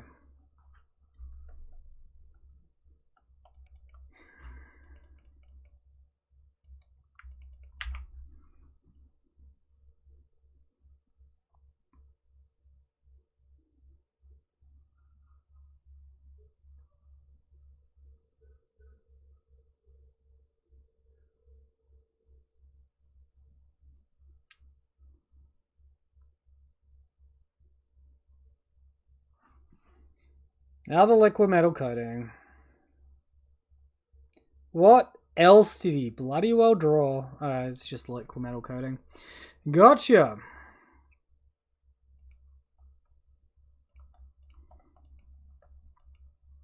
Is he going after my land? Oh, what a fucking clever play. Good job, man. You saw the line. Now that's more like it.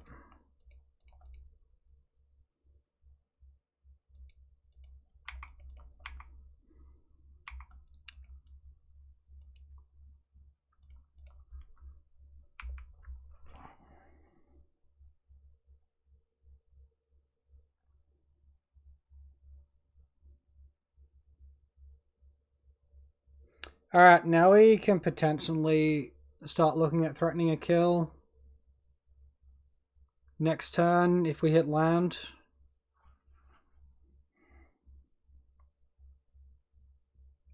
Well, I have to see what other OP cards our opponent top decks. But we're in with a shot right now. Blood Moon would be problematic unless we draw... No, it wouldn't really matter. Anything red like Bone Crusher Giant, Lightning Bolt doesn't matter. Same Windswept Heath doing work.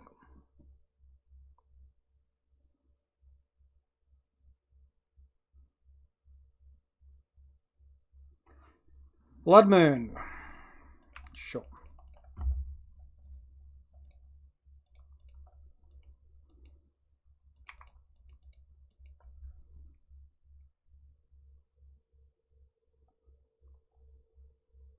Pretty sure he still has a forest in hand, so it's just one unknown. He's been getting a fair few off the Windswept Heath.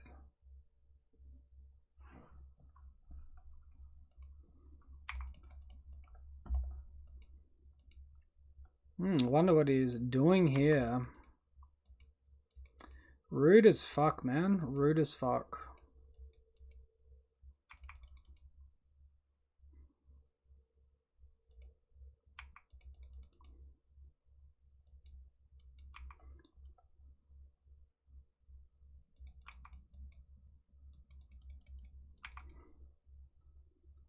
Goes after our tapped land.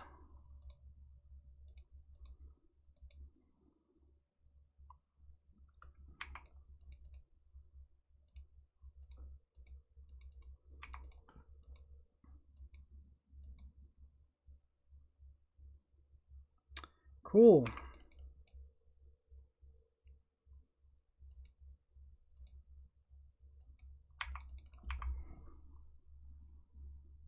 Literally we can't cast anything now because this fucking interaction here, this is stupid. I see now why like all the Ponza players are doing this instead of just normal Ponza. This is actually really obnoxious. So now he has to make the choice as to whether or not he goes after my land or my Colossus Hammer. He probably just kills the Colossus Hammer for free here pretty well. Yep, you got it. I wonder at what point we get to kill this Khan the Great Creator. I guess just playing it was wrong. Want to protect it for a future turn. I was like thinking about winning, but I guess after having our planes taken away, our mindset's got to shift.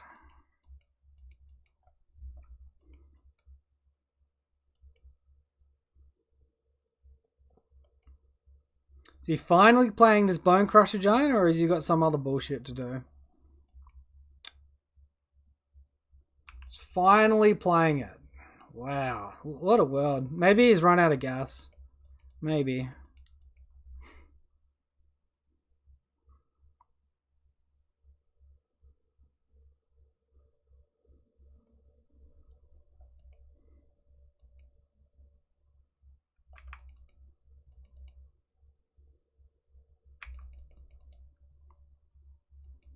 I don't know what to do at this point.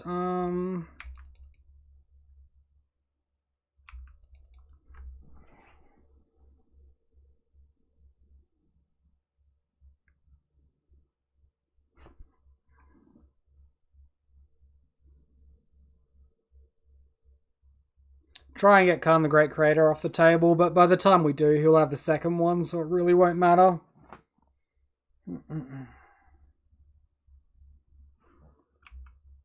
Oh, cool. My Cigar Zeta is now going into the bin. Amazing.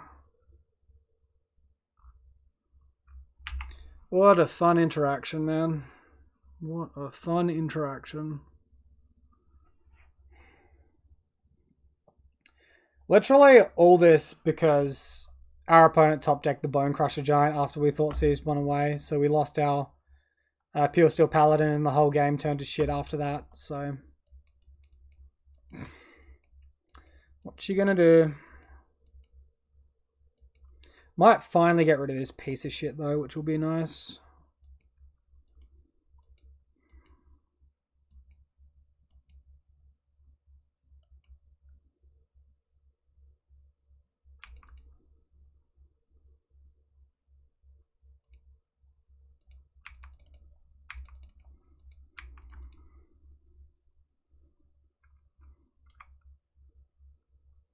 Cool. Alright, if you have another one, I'll literally concede. So it feels so much like Oko. If you can beat one, but then like the second one is just impossible. You throw all your resources at beating one. Then the second one just comes down and it's just game over. I guess that was always going to happen.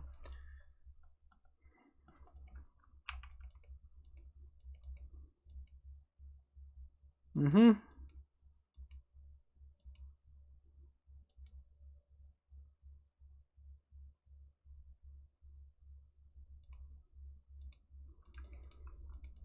Mm-hmm.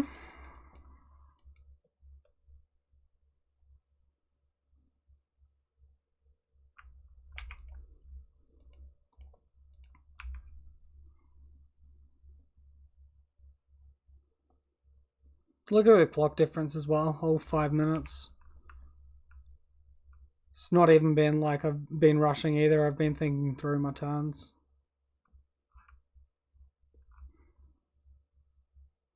I guess their deck is a decent amount more complex.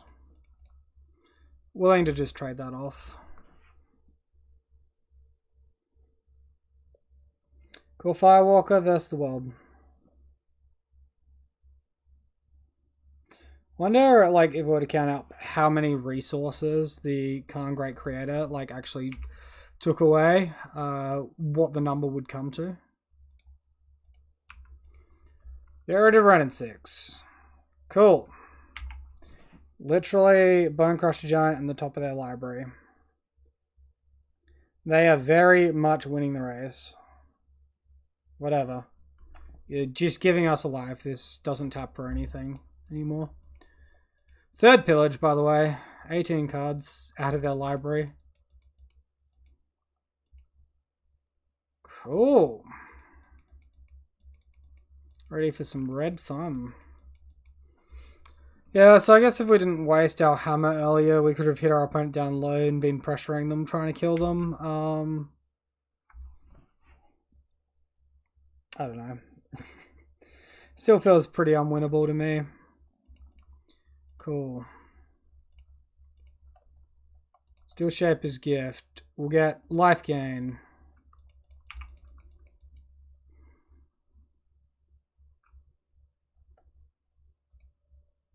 Opponent discard 2 lands then? Wait, what? Why is he... Oh, he didn't have any cards in hand. Right. So he's just refilled. Gotcha. I don't really see us being the beatdown until we get our Shadow Spear down. So we can like fog 3 damage here, or 4 damage here, which is pretty good. It's more than what we get by attacking.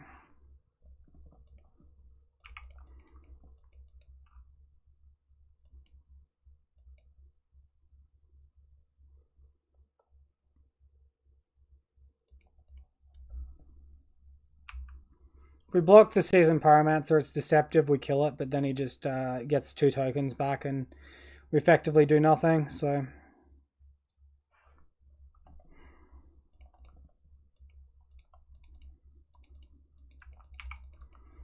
Alright, we're chilling one more turn.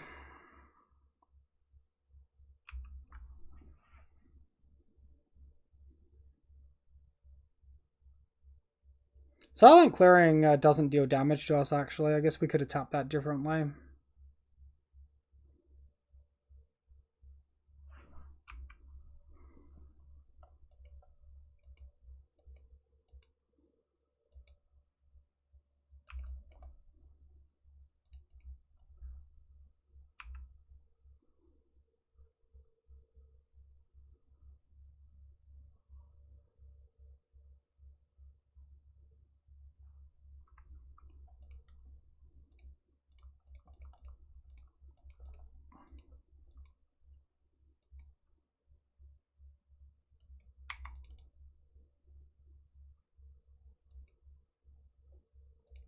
So I like attacking here. We play the Mem Knight, block the Bone Crusher Giant. Assuming it lives. Could have all those lightning bolts in hand. Yeah, we are starting to stabilize. They're dealing 6, but we're effectively doing a 6-point life swing with our lifelink. Flame Slash. Sounds about right. Gain a life. I wonder how long he's been holding these Flame Slash for. So 6, we go to 3.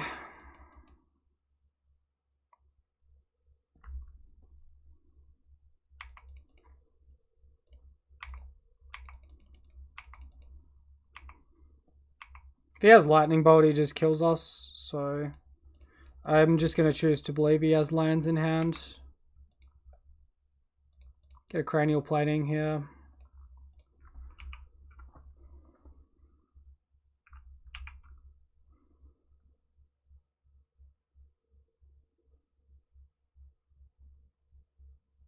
If we actually miracle this, that'd be so huge. Alright. We got a 1 from his attack. Actually gaining life off of all this, so that's good.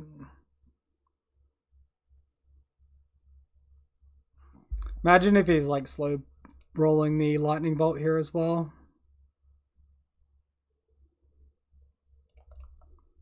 Let's go.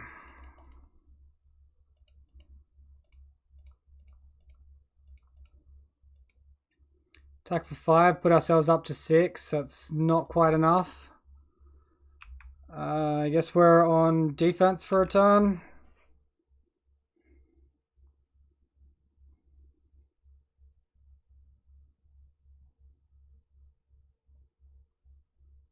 Still making those land drops.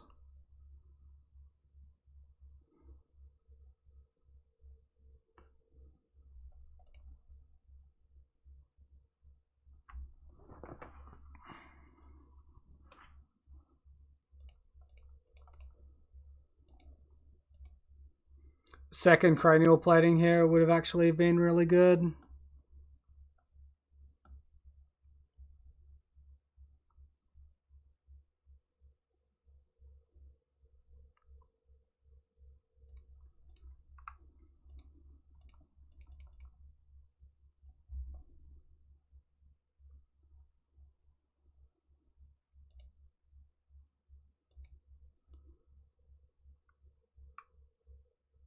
Technically, it's right to play this here in case he goes after our lands.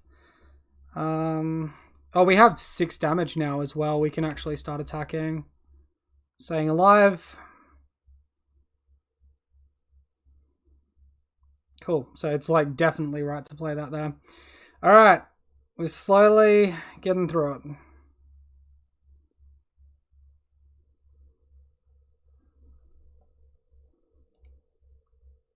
Turn 15 right now. Jesus, man.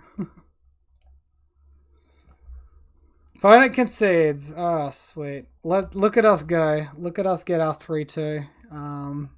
That feels good.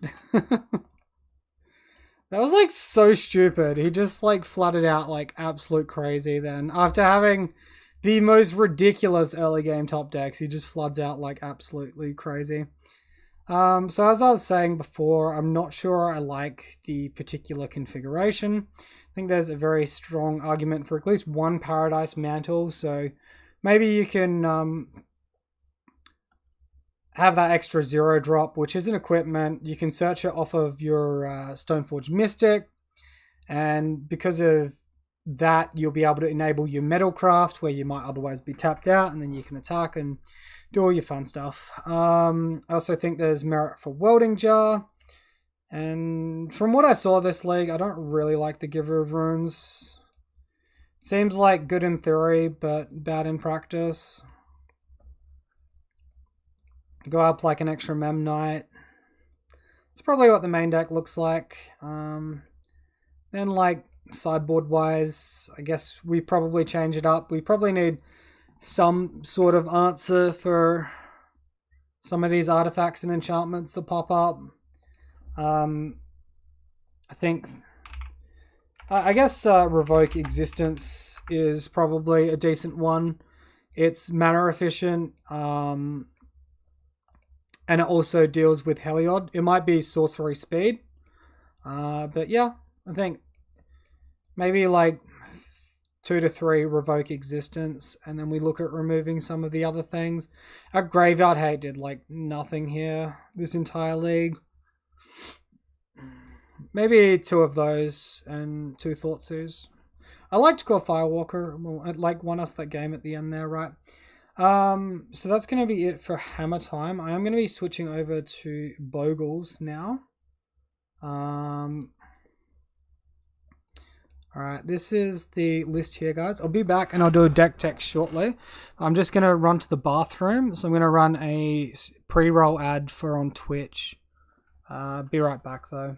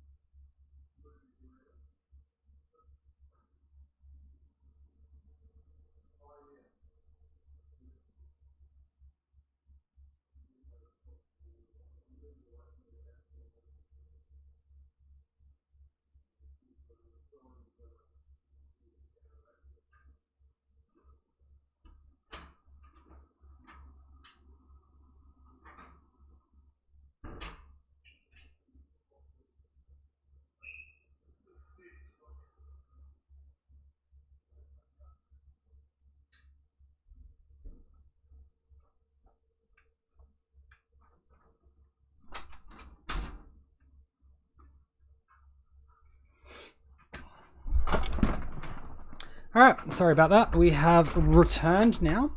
Alright, so this is my personal favorite, which is Bant Bogles. Recently decided to go up to 4 copies of the Staggering Insight here. I was running 3, and I was running either a 3rd Aqueous Form or an Arcane Flight. Arcane Flight giving 1/1 flying. But yeah, decided to switch that out. Is there anything we want to do to the sideboard here before we go forward? We already have 3 lots of Artifact and Enchantment Hate. I think that's pretty reasonable.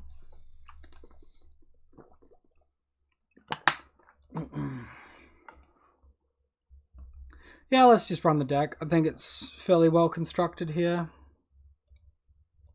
Wants me to run Mono Blue Merfolk now. Love how it just decides what deck I want to play for me. Good initiative there, Magic the Gathering Online. Really top initiative.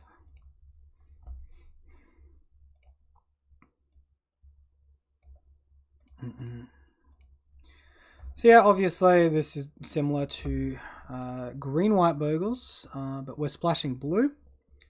So blue gives us access to Force Negation, which everyone knows about. It also gives us access to Curious Obsession, which gives us 1/1, deal damage to a player, draw a card.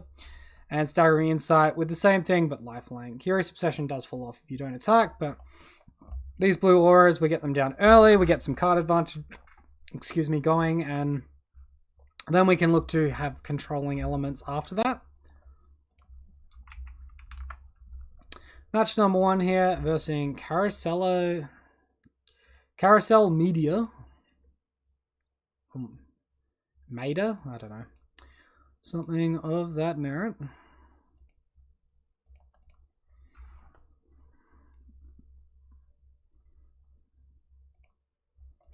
Alright, now we'd really like to verse those burn decks again. That would be absolutely tops. Thanks. Hey, this is a good hand for a burn matter as well. See what our opponent is on. They won the die roll, they've got the play.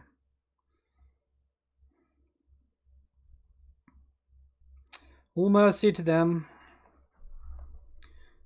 Yeah, another Lurus deck. Let's go. It's interesting. I think I'll try the burn with the Wayfair guide thing, guide beast, whatever it's called. If this guy like want a prelim with it, I mean it's got to be doing something right. Hey, opponent keeps a 7, we keep a 7, we get into it. Tron, fucking rip.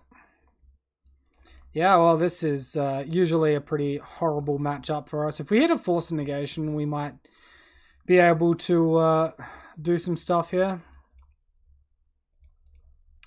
But yeah, Tron keeping a 7. Like, Tron these days so reliably hits their mana.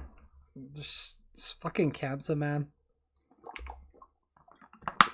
Perfect Tron mana, force negation on top.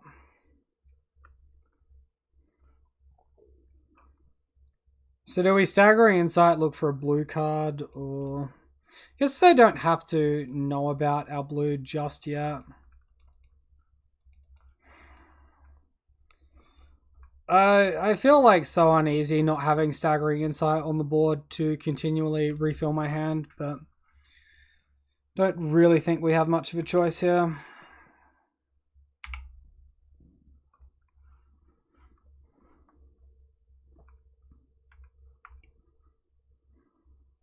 It's like way too low a roll to just cast a Staggering Insight there and hope to draw a blue card. 6, 10. Like a third of our deck, 20 cards are blue. Eldrazi Tron.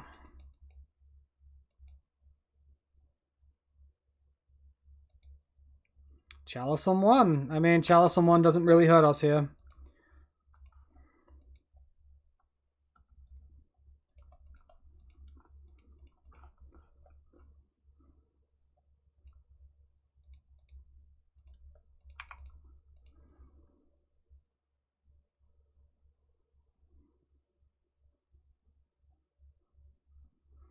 Yeah, this is just like super fucking annoying card that we can't ever attack into here.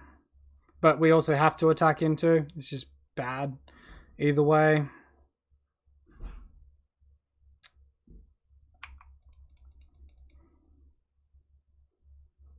I think we hold up Hardcast, Force of Negation.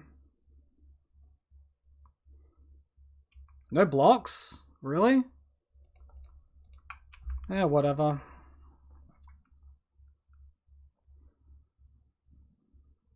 Might think that our hand is like full of 1 mana auras or something. Another one. Sure. So I guess he's looking to double block and screw us over. Reality Smasher. Sure. This actually seems like a hand we could potentially beat.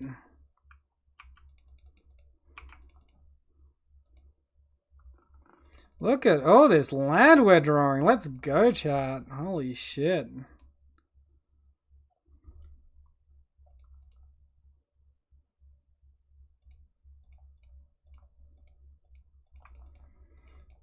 Rancor would also be like a nice top deck instead of all of this rubbish.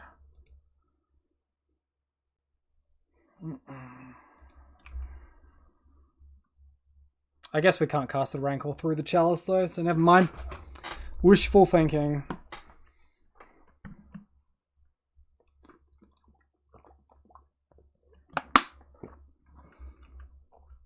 What bullshit card do they get?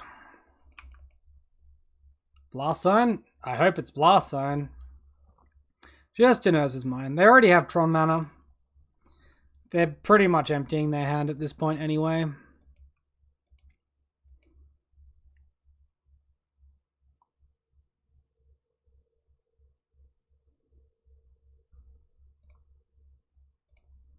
Alright, Ugin can piss off.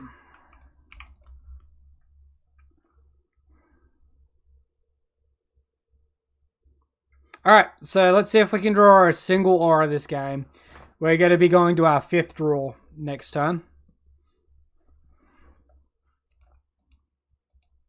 Nope.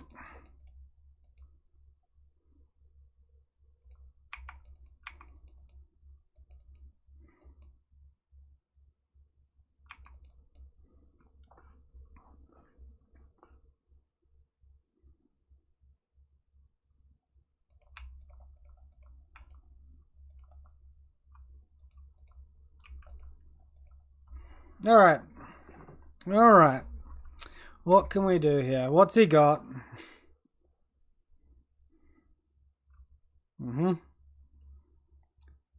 Thought not here, strip Luris, maybe? Nothing. So he literally just flatted out. I'll take it. So cold day in hell that happens. I mean, we are like flooding out as well. We have got more lands than we can have physically put in play.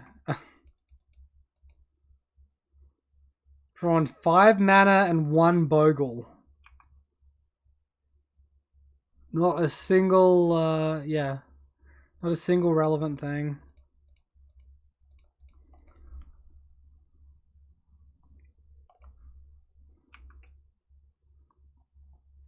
Luris with no targets is a sad Luris.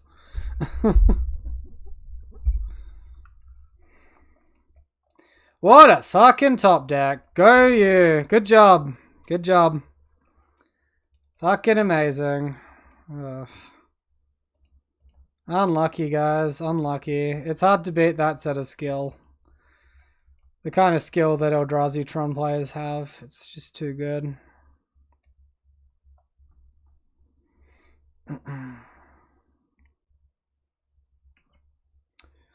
Just like feels so shit, man. It's not even funny.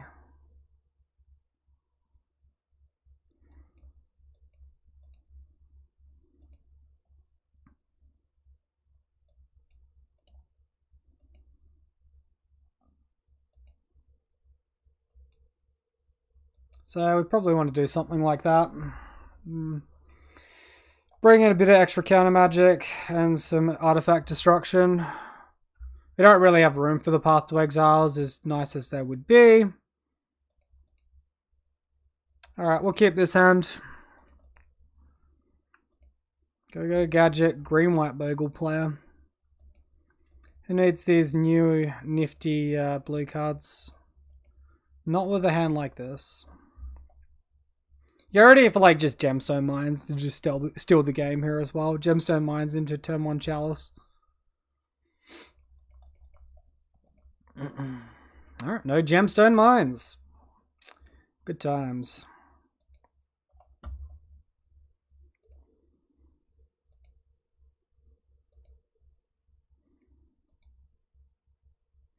So it'd be really nice if we can get both our Coronets down, because then if our opponent activates a Blast Zone on 1, the Coronets will hold each other on. So that is the objective. Objective number 1.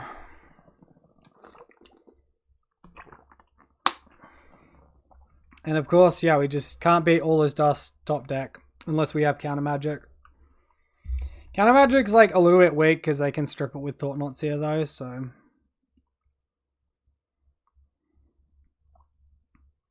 What can you do?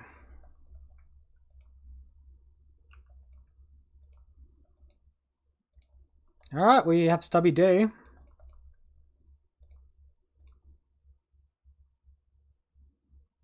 My internet seems to be running a little bit laggy here, or at least the program is. Attack.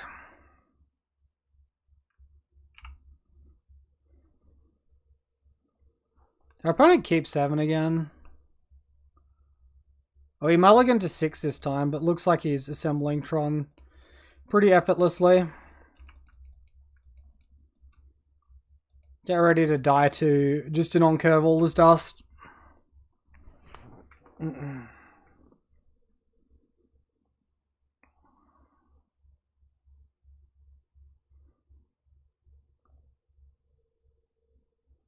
Get Urza's Tower.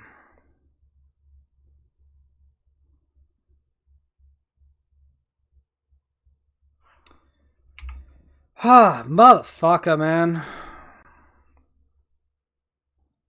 Or just Ensnaring Bridge. That'll do it too.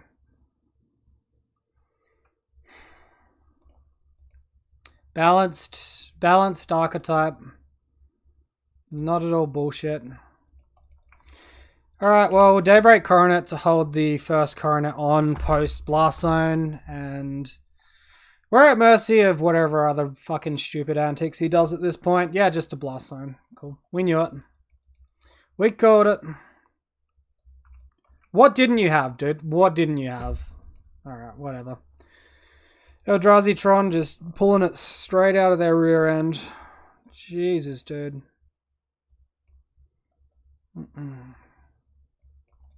If Pro League was still a thing and I could, you know, Tron that well, I'd be a pro by now.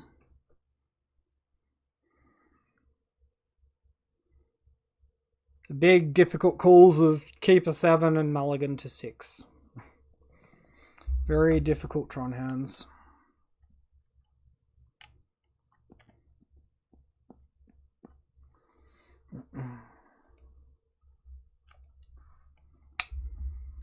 He draws the creature half of his deck. We absolutely stomp him. Oh, match number 2. We are versing I Still Have Eczema. Lost the Daro. Opponent is on the play.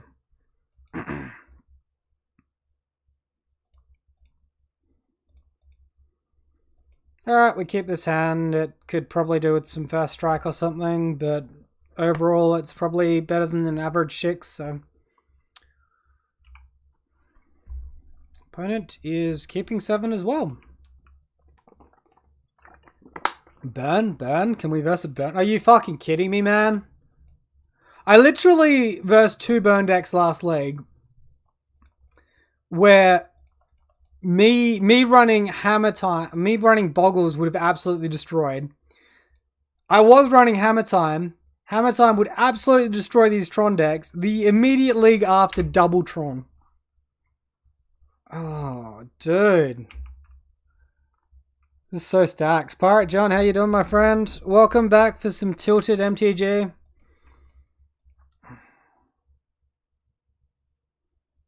We're getting completely PP slapped by what decks what opponents we're drawing at the moment, what decks they're on.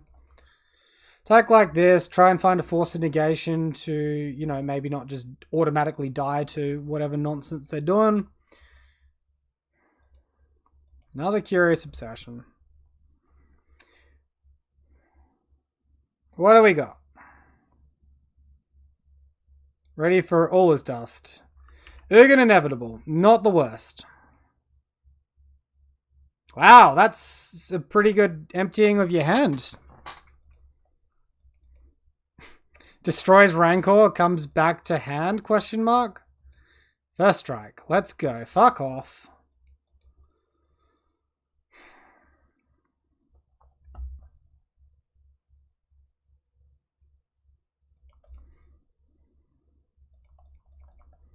So we can have a 4/4 creature here and attack and try to kill Ugin. Side in, avoid mirror. Yeah, man, I wish that was legal. Clicked wrong one. Oops. What? Wrong aura. Yeah, right. Attack the Ugin. It doesn't really matter because he's probably going to block.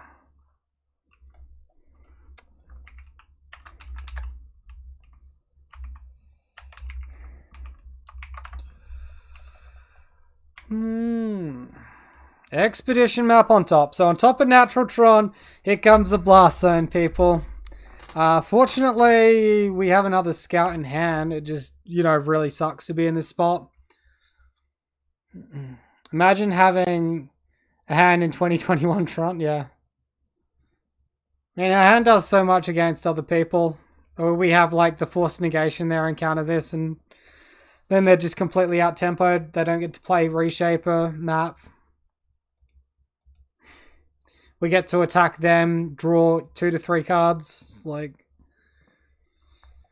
I'd actually really just like to have Force of Negation in hand, like, when I need it, as opposed to when I don't. It would just make the biggest difference, you know?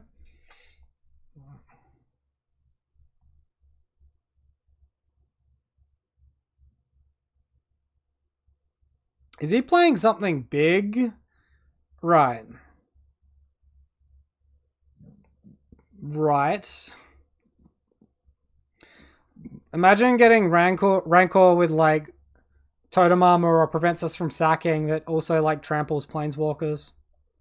That new trample planeswalkers I'm actually so keen for. I think that's a very good mechanic.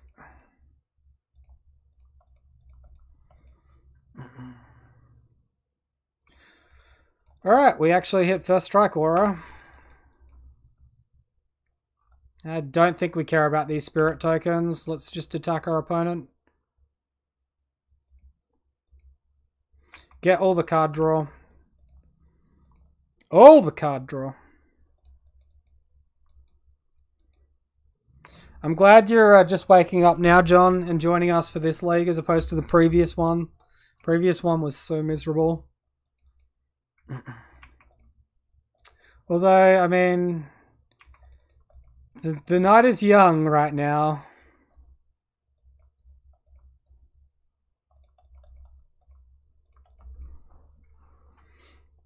Triggers galore, but the important thing is we load 3 cards into our hand. Okay. Could actually beat an All Is Dust with this hand. That would be impressive.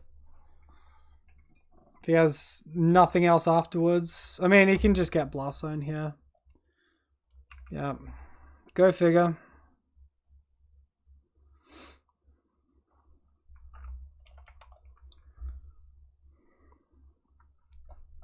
At least most of the auras replace themselves, right? 3 of the auras just replace themselves.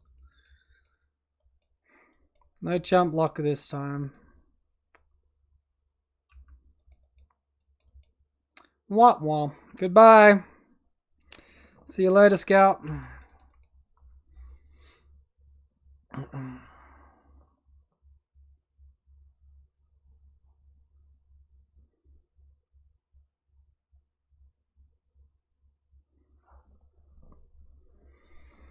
Alright, what's the next play, opponent?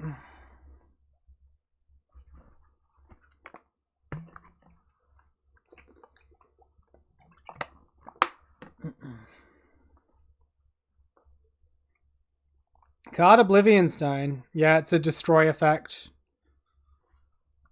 Chalice on 1. Hard game. Difficult, hard game.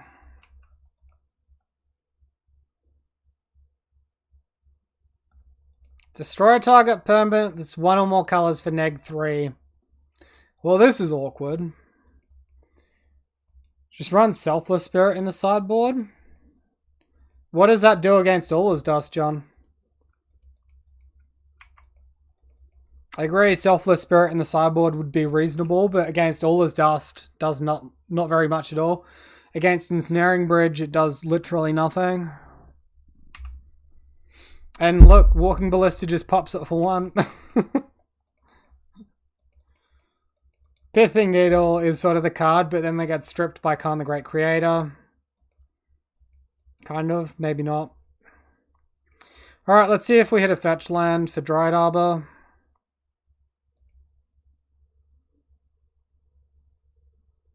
Hey look, a card. Let's go. I don't know how we're beating this Ugin at this point. We could top deck Invisible Stalker and still do a decent amount.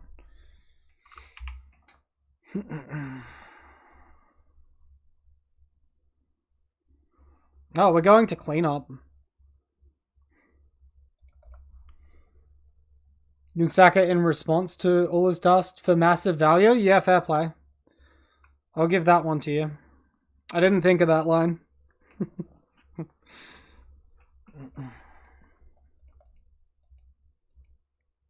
Love me some juicy value. Against like Ulamog though, sorry no, against Ugin I can sack in response so it goes to my graveyard instead of going into exile. Are you just making Ballista bigger or is he playing something?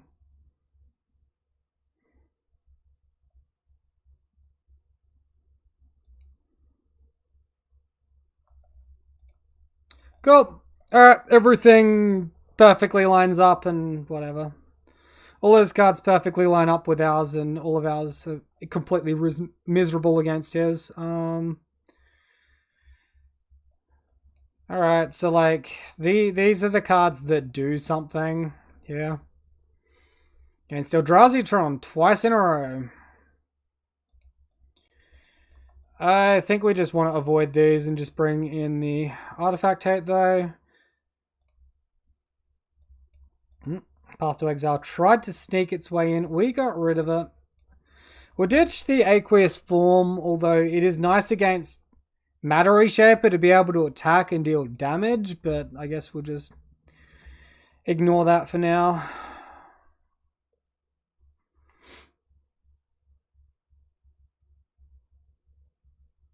Maybe, I don't know, I guess I'll minus a land here. Yeah. I don't really want to side anything out. I think Invisible Stalker's decently placed on the draw. Doesn't just automatically die to Blast Zone entering on 1, you know. Imagine if Blast Zone actually just entered on 0, how much better we would do against it. Alright, we mulligan to 5. So shit, we keep though.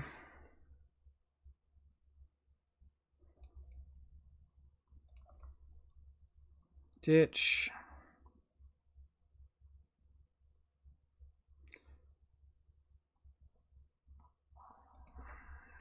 Ditch. Keep this. Don't think we can realistically go to 4 and have a game ever, so...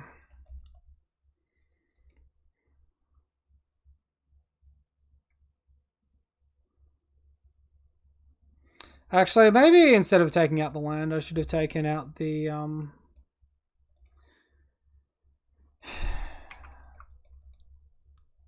unblockable 2-mana creature, like Invisible Stalker. Because, like, if we play a turn 2 creature, that Chalice just stops all our 1-drops anyway. It's a creature that does not die to Blast Zone, though. This Dryad Arbor. That is something. Whether or not it's a good something or not is yet to be seen. Remains to be seen.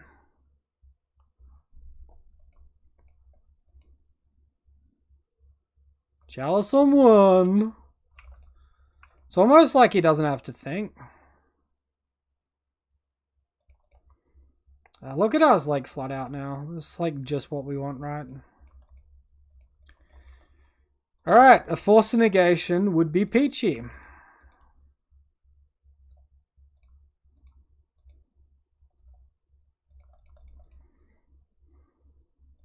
Wah.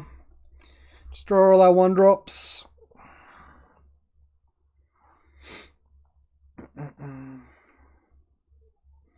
It's like, I guess, see if we can hit a Seal of Primordium as well. That would be kind of helpful. Opponent Reality Smasher. That's kind of big. Uh-oh. On defense. Look at him go. He saw the line, people. He saw the line. Fucking miserable board state, dude.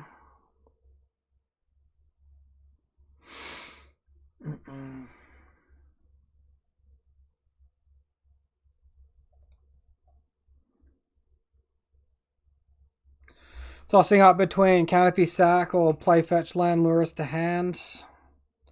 I really don't like either, to be honest. Neither seems like particularly fantastic. Obviously, the left half of her hand is just completely turned off. Oh, okay, I accidentally clicked on the Horizon Canopy. Right, I was just like dragging side to side. Cool. Cool.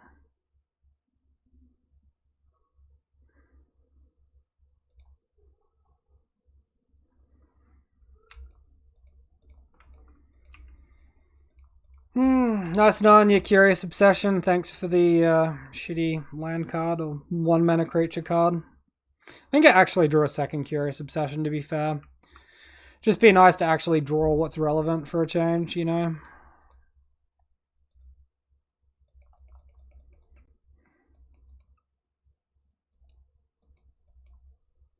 Let's here, take away Lurus, and then we draw more 1-drops and lose. Mindstone. Okay. Another temple. So you got now Matter Reshaper mana, Expedition Map mana. Why don't you attack? You hurt my brain.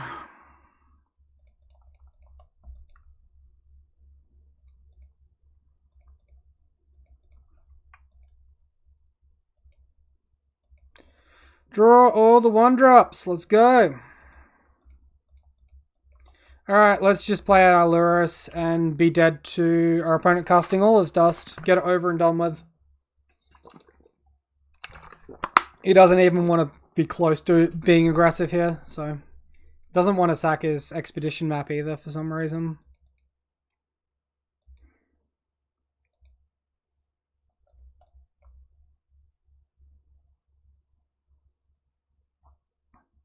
Good skill intensive games there. Let's go. Well done. GG to our opponent.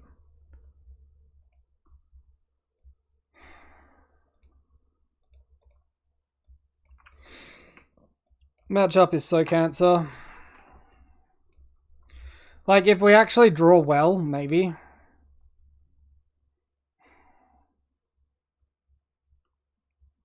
Draw well, have a good force of negation, you have a game. No force of negation, no artifact hate, you die in a small hole in the ground.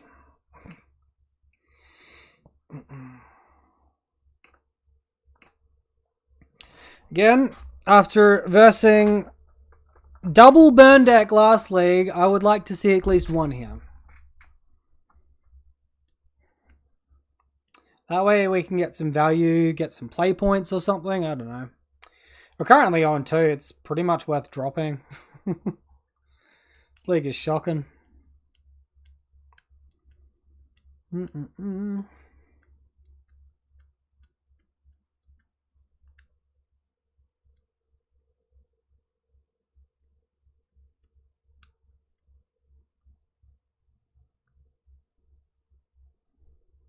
Alright, longest league timer ever.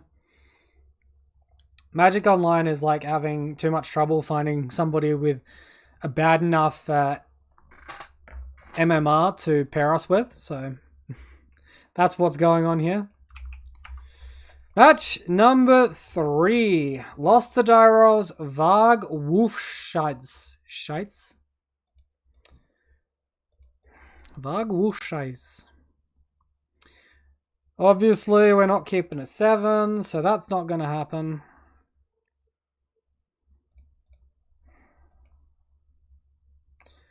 Seems like a Dryad Arbor 6 is a pretty rubbish 6.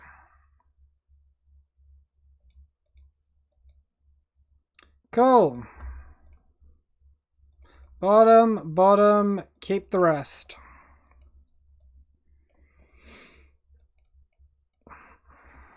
Amulet Titan. Yeah, this hand is not going to be quick enough here. I'm already calling it. Our opponent at least mulligan to 6. It's not just an OP7 Titan hand.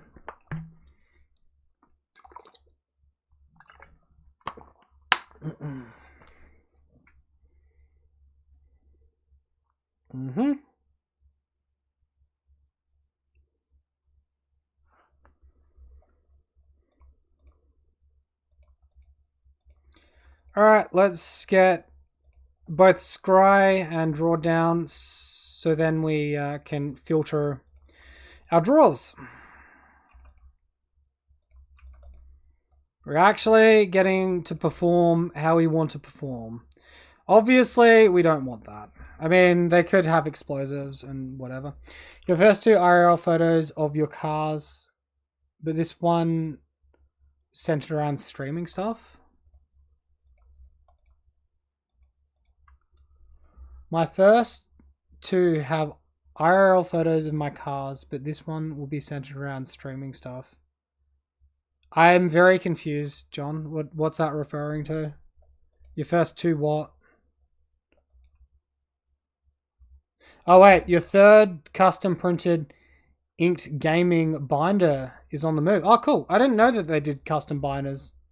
Cats. Oh, photos of your cats. Okay, so I didn't see the first line. This all makes like a little bit more sense now, right?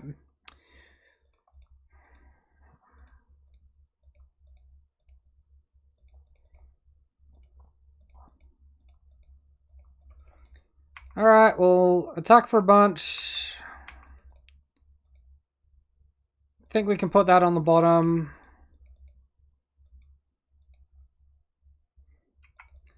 You love your car, but cats hold more sentimental value. Yeah, I get that. Pets do hold sentimental value for like pretty much everyone, really. Alright, let's see what they do. Flagstones. They can play an extra land as well. They concede. Cool. That Flagstones just told me that they're the scape shift version with like Omnath and things like that. Our opponent playing that gave us... they could be like a Reclaimer deck, but that gave us some pretty unnecessary information then, in my opinion.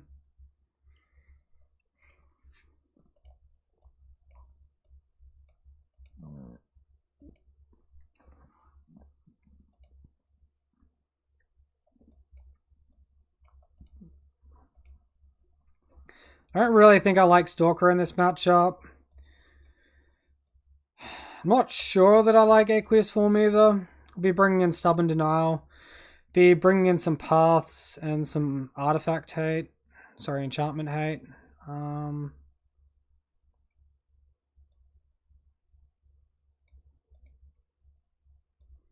Maybe like 2 Paths, 1 Seal, and then we just have to minus 1 more card. We're on the draw. Let's minus a land. Ink Gaming custom binders are top-notch quality, but have recently gone from $40 to $50 in USD. Yeah.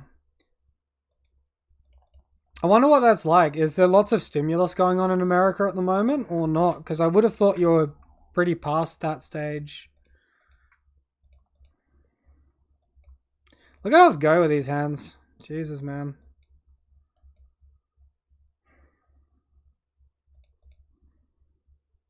Alright, keep. Bottom. I think we bottom force, keep the path.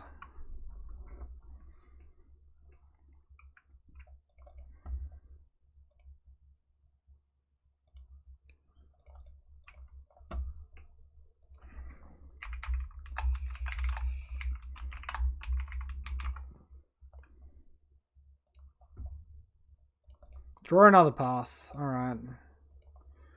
Still think what we did was correct, even if we didn't get rewarded.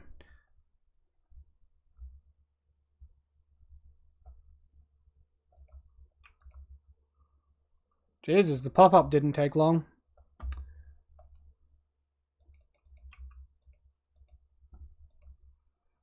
Good draw is good.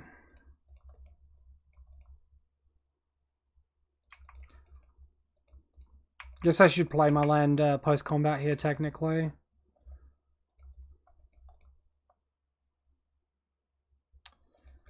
Didn't make a squat of difference, though. I like the art on one of those binders. Like, they've got a sample one in the video. That looks, like, semi-decent.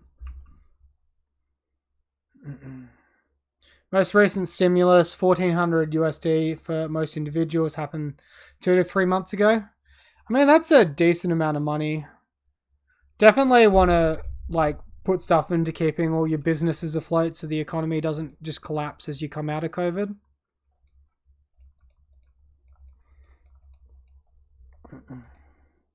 Yeah, but because everyone's had money, everyone's put stuff up in price, or times are hard, so they've put up their prices. I don't have a Discord pirate, John. I started making one, but it's not finished. I'll tell you what, I'll have it finished by next week. Maybe by Thursday if I'm super motivated. But I have something up and running Discord-wise for next week. Maybe we can put a section for your little binders. They seem kind of funky. Alright. Maybe I should draw step past the Azusa there. Think that could have been wrong from us. We might get like a trigger if he does something out of sequence here. Okay, I'll just path the Primeval Titan. So this looks like Reclamation Sage. Lol.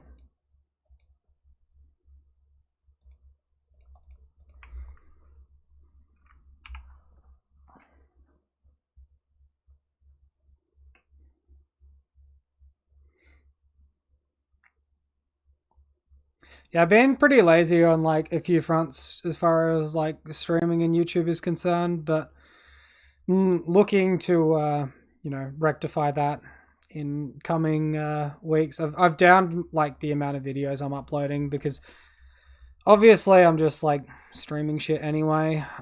So those can just be 2 of my uploads for YouTube each week. Otherwise, I was doing like 3 uploaded leagues, and sometimes I'd take leagues from my streams, which didn't make much sense because they stay up.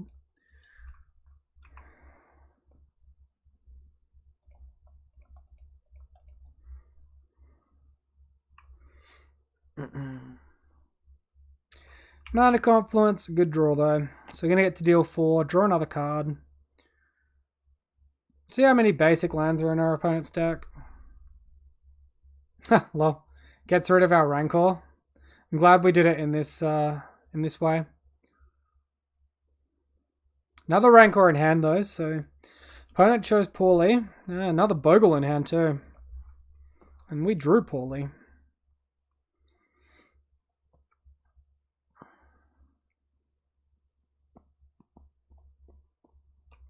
Opponent pays for Pact.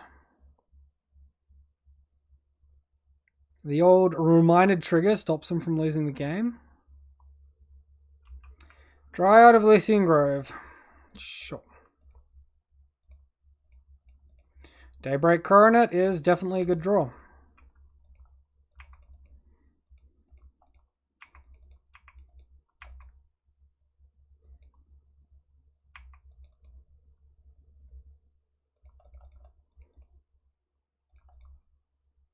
Can't see a reason to play out another hexproof creature into potential explosives or blast zone, so we'll just go with that.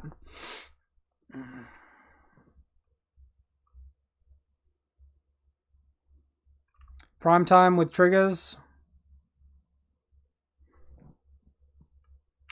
That is fine. We can beat that.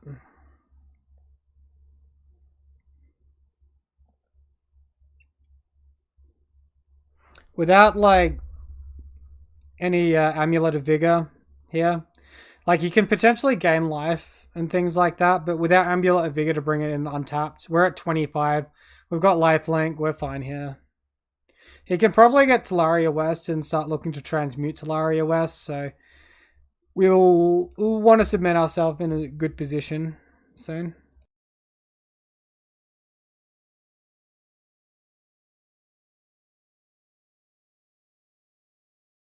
Excuse me, guys. That was my nose being crappy. But fortunately, there's a mute button, so although you might have to see it, you don't have to hear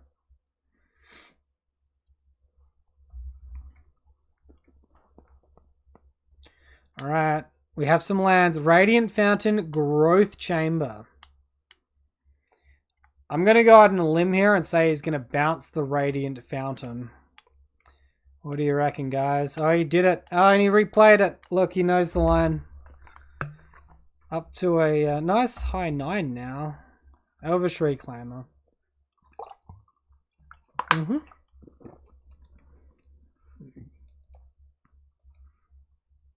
Wow, we just couldn't draw more hexproof creatures if we tried. I mean, the second Rancor and Daybreak Coronet were good. And most of our lands were decent. The Temple Garden was maybe a little bit too much, though, as opposed to just drawing something relevant.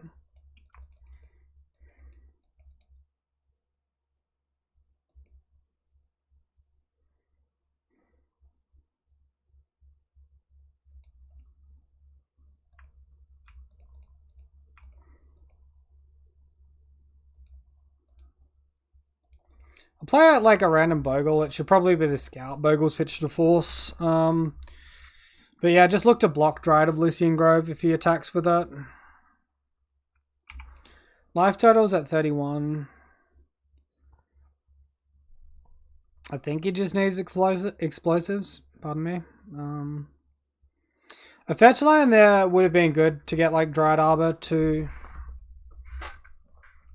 attack like post explosives or blast zone.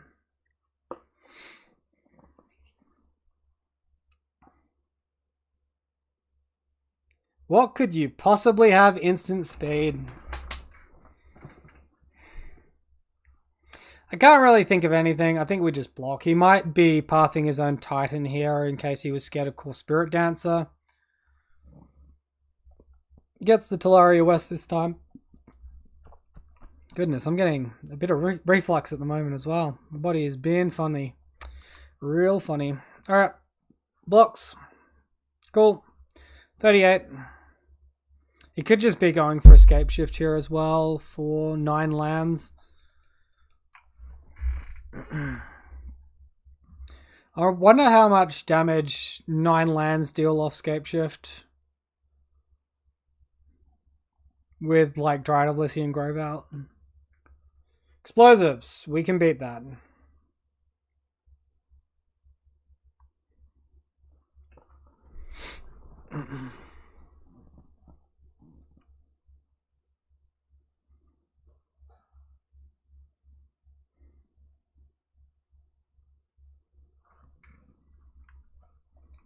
What a draw. Let's go. Remember when I was like running Tails End, we could potentially like interact with this instant speed. He stopped draw step instead of upkeep as well, which seems wrong.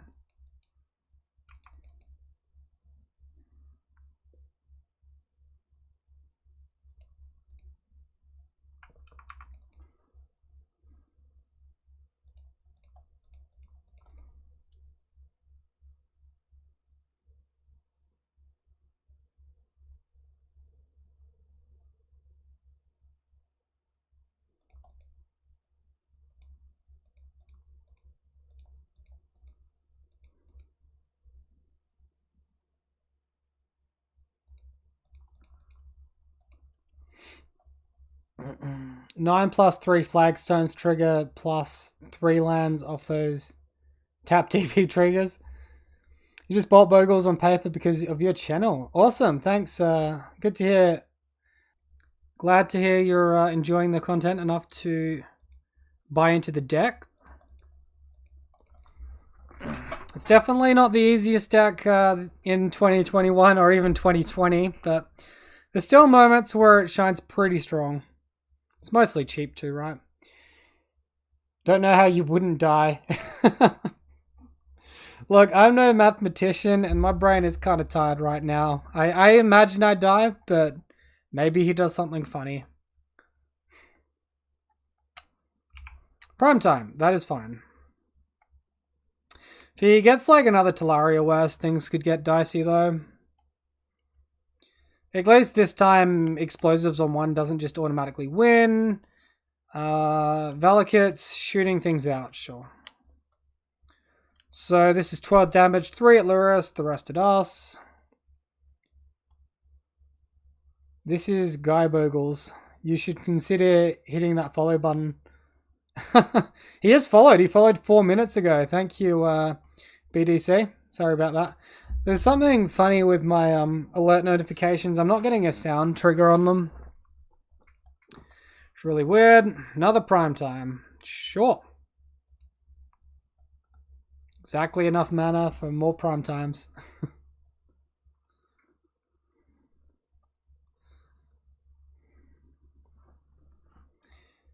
Our opponent's just doing some good old Yu-Gi-Oh at the moment. Playing 30 cards a turn, million triggers. Vesuva, Talaria West. 1, 2, 3, 4, 5, 6. It's 18 damage. We're still alive, but it's going to be hard to attack. I guess playing out the Lurrus was a little bit greedy if I couldn't guarantee the Daybreak. Yeah, I guess we just have to not greed there. Boros Garrison. Casual another 9 damage. Cool. Alright, so it literally didn't matter what we did then. Top card, Curious Obsession. Well, these like Stubborn Denials seem way worse. Force of Negation's like a little bit questionable too. We'll bring back in the Hallowed Fountain because we're on the play. I like Path a little bit more. Force of Vigor is probably pretty nice here.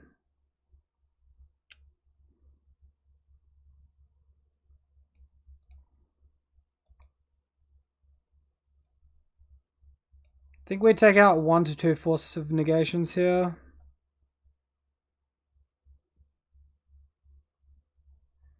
Actually, I'll just take out all the force of negations.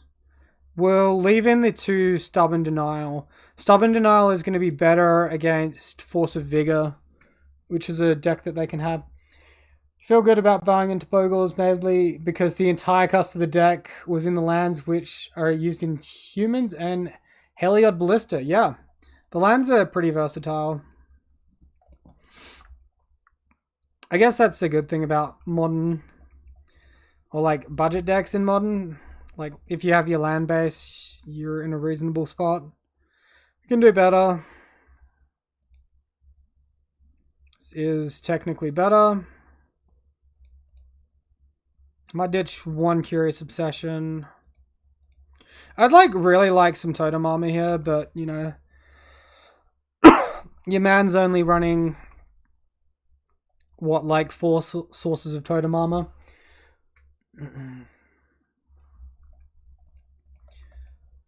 You guys seen the new 7/7 haste for 10 mana that seems like it's going to be Hogak all over again? Not sure how I feel about that. We'll look to draw some cards here, or a card here.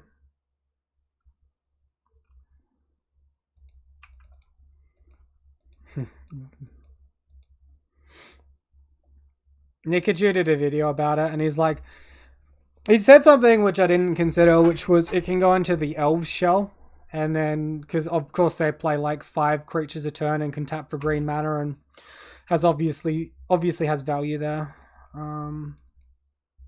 Sure.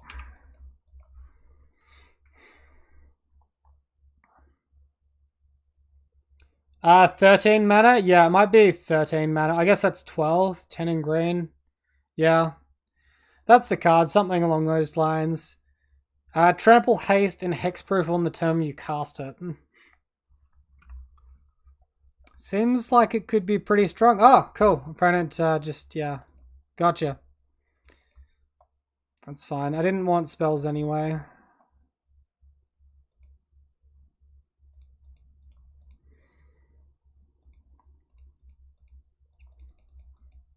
Worse than Craterhoof? I mean, potentially.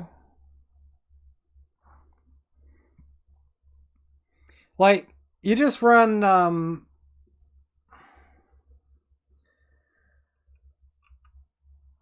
Burning Tree Emissary. It floats red. You run like 4 Burning Tree Emissaries, 4 Manamorphos, and 4... there's a creature that adds double green. There's a 2 mana green creature that adds double green and like can flip to the other side. But there's essentially like 3 effects that just float 2 mana. And you can have like 12 of them in the deck. You could run Misha's Bobble as well to make it cheaper too. Get you that free cast.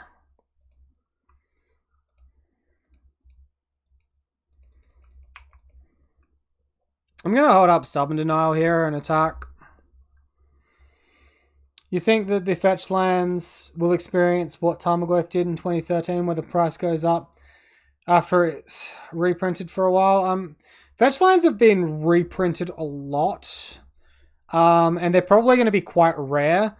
The fact that it's getting printed into a master, like a modern master set, when they've printed them into like a modern masters set in the past or eternal master set in the past, hasn't really affected the price that much. It's when they print them into standard, that's when the price goes down significantly. So I think mostly with fetch lands, your prices are going to be pretty safe.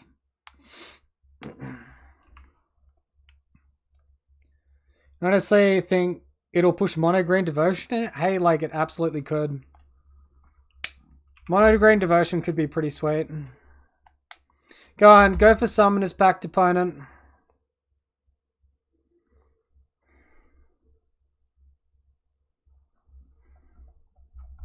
Perfect. Absolutely perfect. GG's. I mean, technically it is a variant of Mono Green Devotion. Oh, second Summoner's Pack. Jesus, man. I'm glad we had at least one Stubborn Denial then.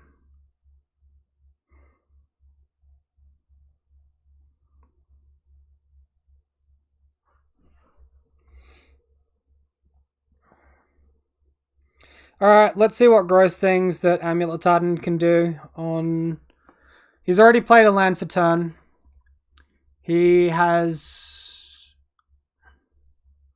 Vesuva copy Growth Chamber. Returns Growth Chamber. Plays Growth Chamber. He's already played 2 lands for turn, so all the lands he's going to get now are going to be off the Titan triggers here.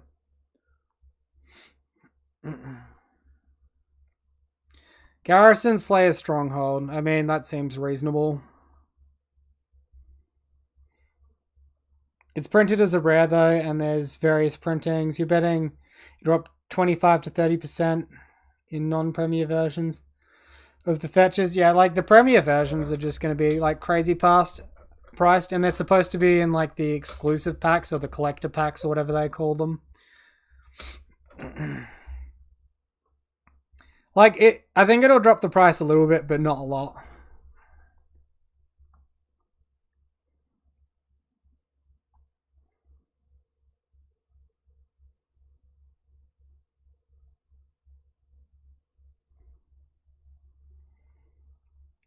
I can't imagine it will like stay down for heaps long either though. I think it'll essentially go back up. It's all the like enemy lands, right? Which haven't seen as many printings. Your Verdant Catacombs, your Arid Mesa, your Marsh Flats, Scalding Ton, like those 4, right? Colony Garden, Talaria West.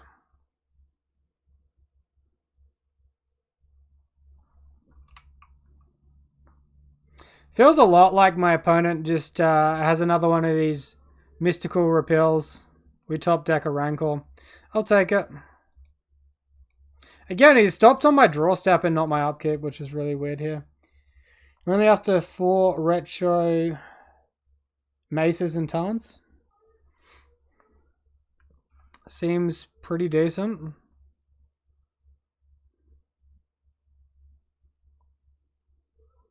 If we Rancor here, removes our staff, blocks there. We'd still have a 9 creature if he removes this. Trample 3, that's not enough. I think we just Coronet.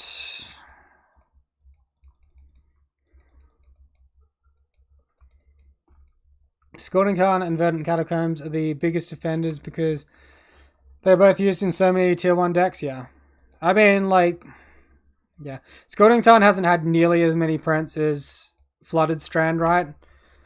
And as soon as you want to splash reds in a control deck, Scalding Tarn's just needed. Control decks are like those decks where there's just cards that are just stupidly expensive as well. It's like the players are used to paying more money or something. Sure. I am completely happy with this order, I think. If it removes Ethereal Armor, it removes 4 power. That puts us to 10. If they remove Daybreak, that removes 4 power. It puts us to 10 power. We still kill everything but the plant token. He can have the plant token. I don't care about the plant token. Scalding Tarn is also, yeah, in the Is It Prowess deck. That's very true. In some Storm decks. Some Storm decks are fetchless, though.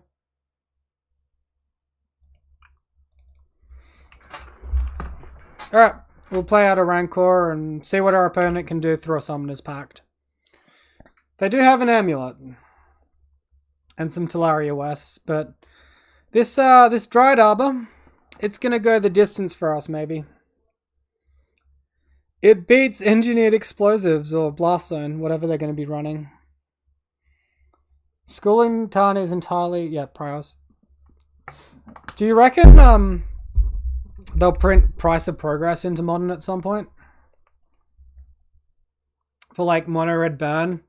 I think with all these Triome decks running about, I would actually welcome it. I would welcome... I'm playing like a 3-color deck as well, but I would welcome it.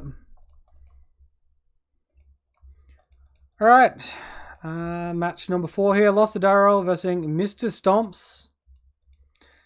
A hand we cannot keep. We do not have green mana. Our only creature is Gladecover Scout. It's a shame. This hand is absolutely a keep with a Bogle. This hand is just pretty awful. Alright, keep this one. Bottom. Bottom. Get into it. I'm gonna like ignore the play around Thoughtseize thing. Thoughtseize is not that popular at the moment, and I'm gonna have no resources if I play into it. Pawns up. Pawns up. Force a negation, but no blue cards. It might play a role. You love burn decks being good because it means Bogles are good? Yeah, that's true. I mean, I just think Burn's a pretty reasonable deck as well. Sacrilege to everyone that hates Bogles. Alright.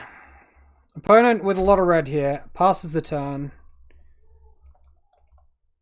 Let's get our basic planes. Play around Blood Moon potentially next turn. Fortunately, they missed a land drop, so they couldn't do anything at 3 mana value. Attacks. Concedes.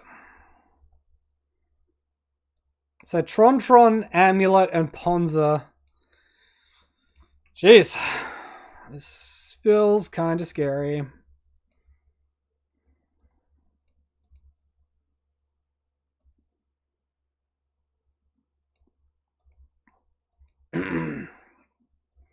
Take out our...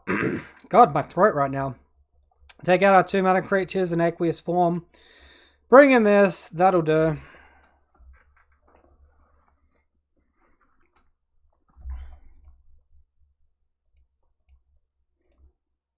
Snap it up. Fortunately, this doesn't play very well into Blood Moon, but whatever. Opponent mulls to 5. We could actually hit a Force of Negation, though, and that would change things. We could also go Hallowed Fountain into Bogle turn 1, and then get planes up by turn 2.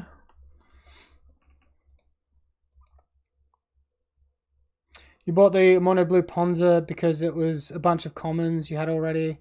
You have Master of Waves from Pioneer. Master of Waves is in Mono Blue Ponza? What?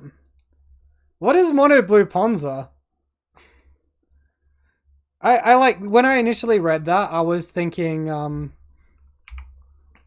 Mono Blue Living End. But yeah, I love it when decks are just like all commons and really cheap. Like you might spend, you know, $50 or less finishing a whole new deck. It's always really nice. Blood Moon. Look at him go. How does he do it?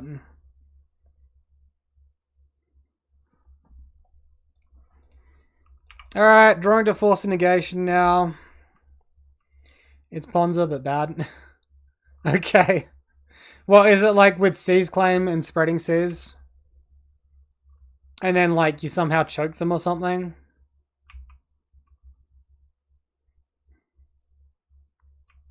Choke them without choking yourself? I guess Master of Waves would make sense. Those other cards are about. Lurus to hand.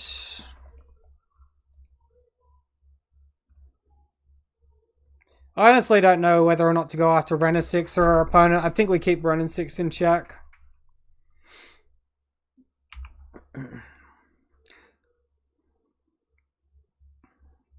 Force the negation off the top. Let's go. Boomerang, Eye to Nowhere, Seize Claim, Spreading Seas, Converging Mirage.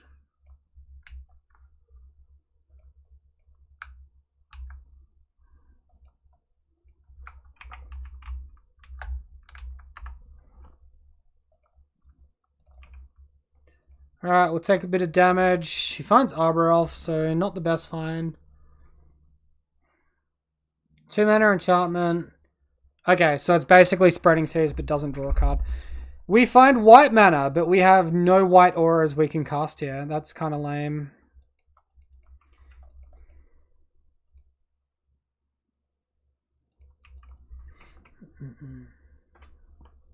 Oh, convincing Mirage, not converging. Jeez. I can completely string words together, I swear, people. Trying to work confusing conundrum. Yeah, that'd be cool. But it's only going to work as sideboard unless you run lots of ghost quarters. Yeah, I was going to say, if it's not working main, you could try it sideboard, because there's definitely a lot of fetch lands decks where it would be good. Is that potentially just a different deck, though? Like, where you just go hate bears? Blue-white hate bears with confusing conundrum? Lots of land destroy effects and all the rest. Lead and Arbiter. Opponent drawing everything. Cool. Pyromancer into Khan the Great Creator. You know, it's a hard game. It's hard life.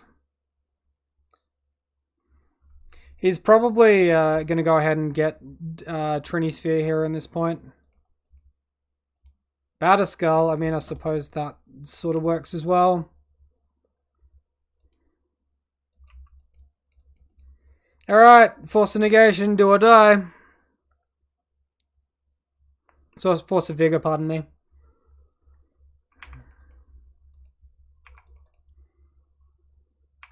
Yeah, it sounds more hate bears. You feel the card has legs, but the shell isn't quite there.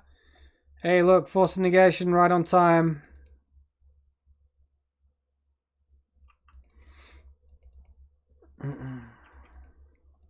We can, like, keep a Force of Negation secret here.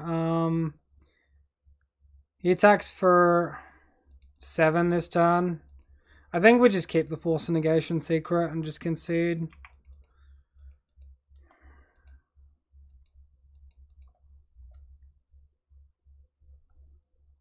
Everybody's favorite interaction. Liquid Metal Coating, Khan the Great Creator, Ren 6. This is all fair and balanced. Wonder if he's going after my basic planes here. Oh, we'll pretend we have something.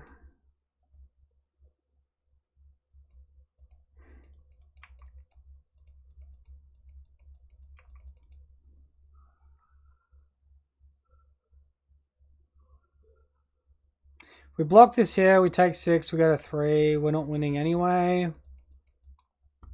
Okay, whatever. Guess he's playing around Path to Exile there. Just play Tomic. Easy.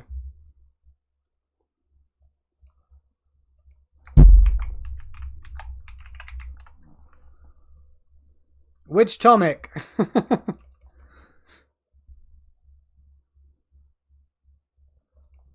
Fucking what don't you have, man? This guy draws like a fucking god. Beats Utopia Sprawl 1-2 time.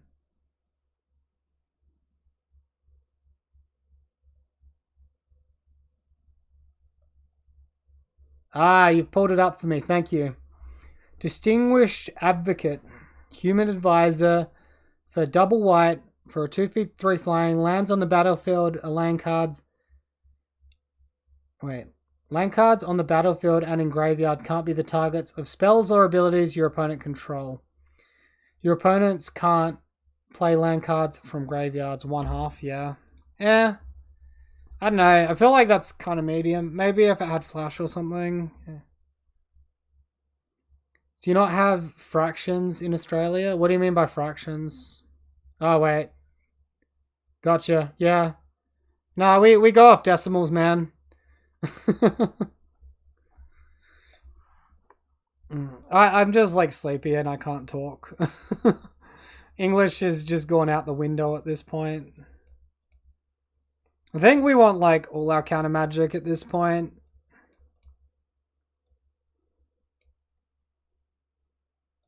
I don't even know if Hyena Umbra does anything in this matchup anymore. I remember, I think it was year 5 or 6 we were being taught fractions, and I was like daydreaming, and then like I never learned how to do fractions properly.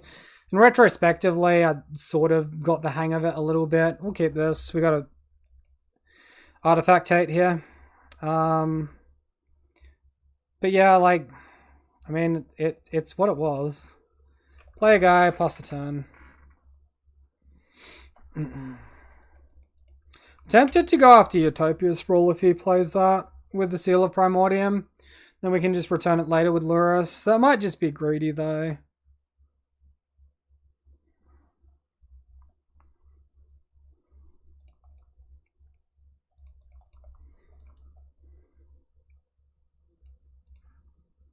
This point, if we get rid of that, we get to resolve all these auras, which is nice.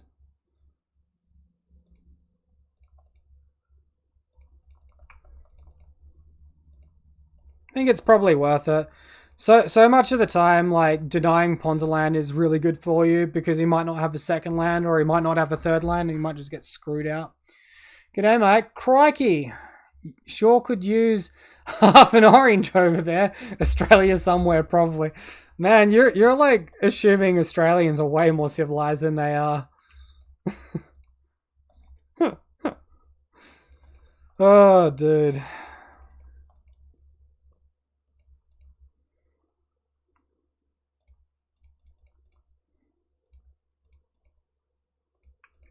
Australians are like pretty bogan.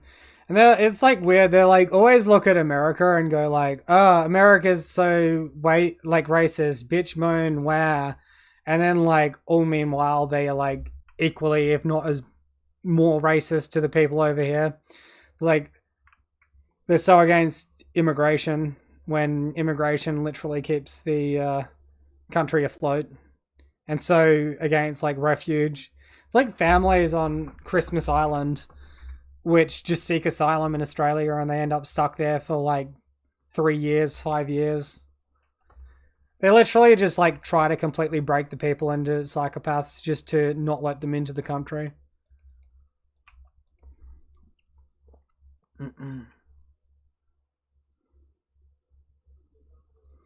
Alright, opponent finally getting to Blood Moon on turn 3. It's not doing much at this point. Ooh, spicy. Let's get our attack happening. Draw some cards. Lurrus to hand. Alright, well, we have the bigger creature. Our opponent's a fair while away from an ensnaring bridge too.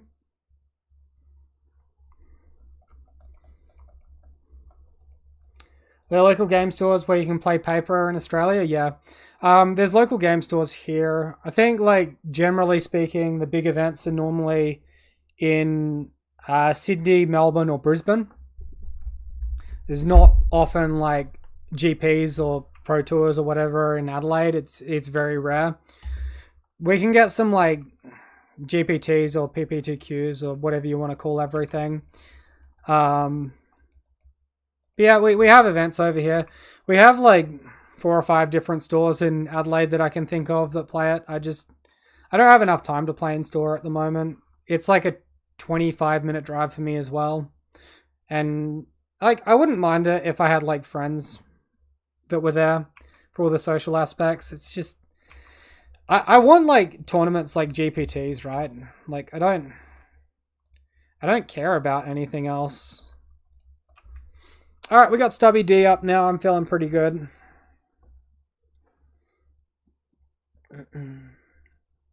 Where are you from, BDC? Seasoned Pyromancer. That's not going to cut it very well. Discards double pillage. You sure you don't want to go after my basics, man? I mean, I know you need a creature, but... weird. You're from Boston, America? Yeah. I mean, I love the band Boston. My dad got me listening to them when I was growing up. Windswept Heath, sure. How much paper magic have you got over there? Has it started opening up as well yet, or not? I imagine now that you've got, what, half your population vaccinated, things will be happening.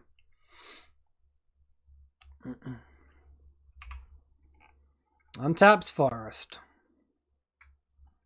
Ren and 6. Like, do we really care about Ren and 6? I don't think so.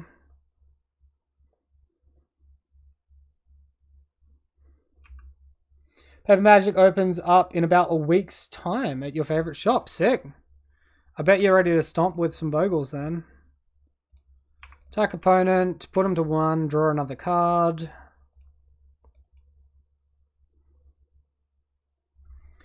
Doors open to buy stuff and actual gameplay, but events are still closed. Yeah, that makes sense. Do you get like F&Ms though?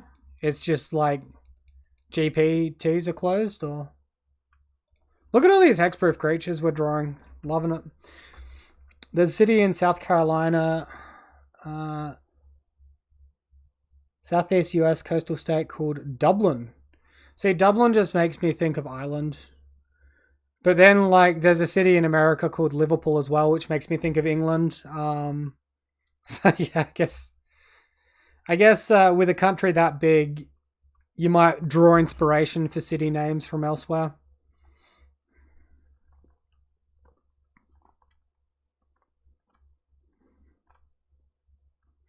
F&M are closed because gatherings of more than 10 people are banned in the state. Okay.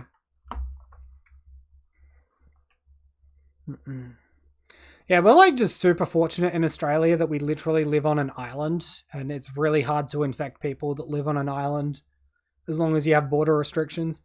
They lift restrictions next week. Happy days. I'm sure you guys will be like really keen to get back out there and start doing stuff.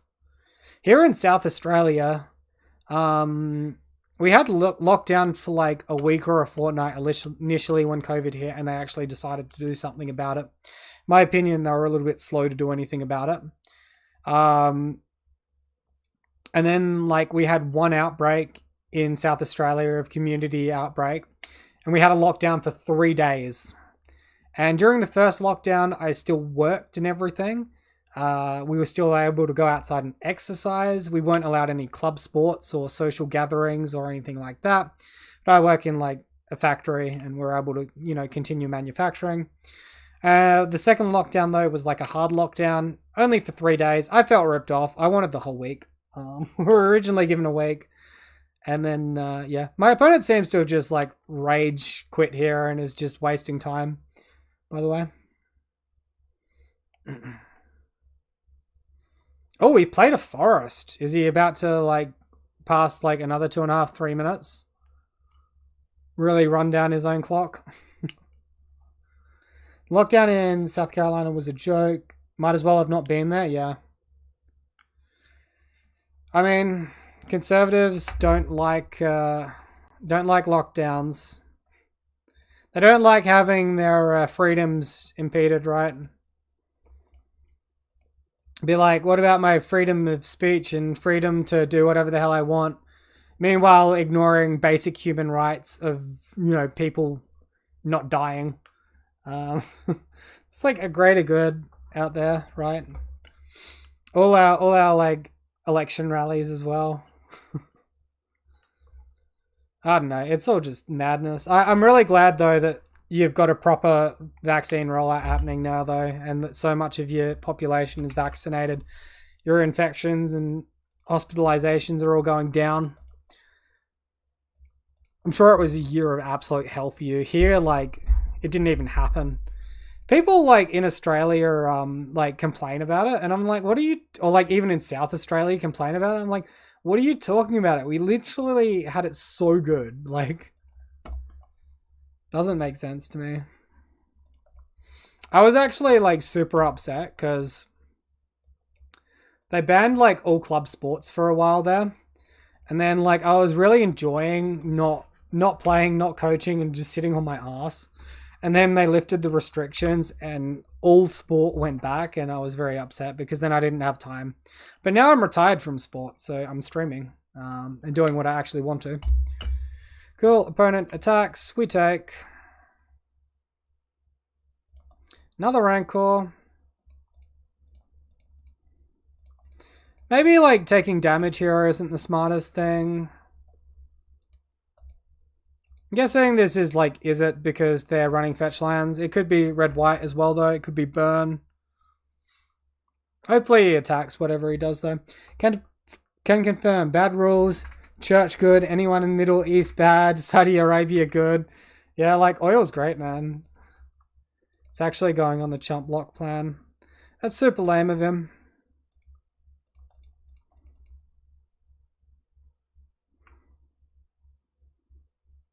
I wonder if we just like Stalker and attack off to the side. We're getting like a lot of life here. We lose the staggering insight though.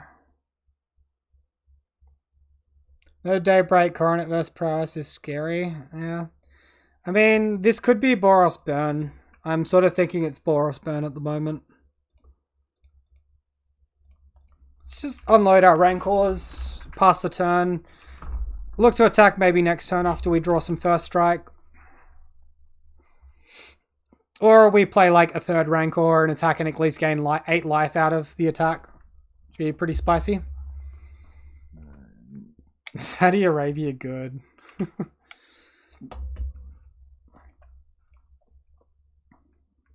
Oh, there's the lava dart. We'll let that one happen.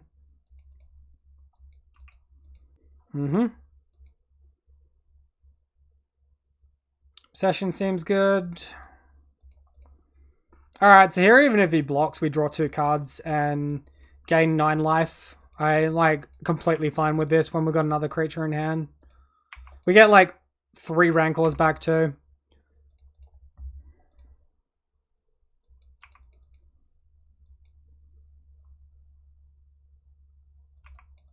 Sure.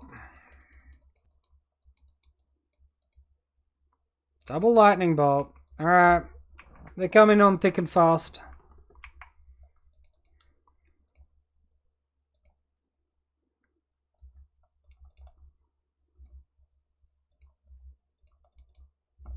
Damn, we bricked on land, so we actually lose a turn here. If he goes for anything sorcery speed, like any instant or sorcery speed, we can Aqueous Form, he lure us to hand. Yep. Another Force of Negation to hand. Sure.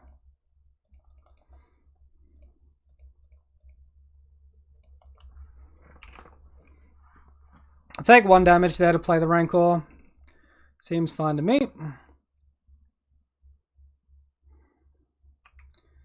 Lurus plus Swiss Spear, I'm sure. Yep, there it is.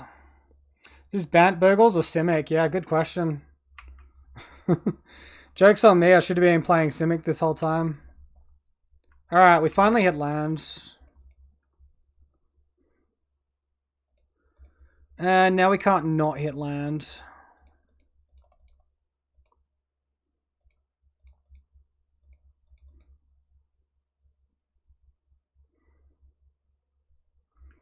Don't really see much value playing this second Aqueous Form. Maybe we could have played the Rancor there, but it is a damage. Obviously, we have enough mana.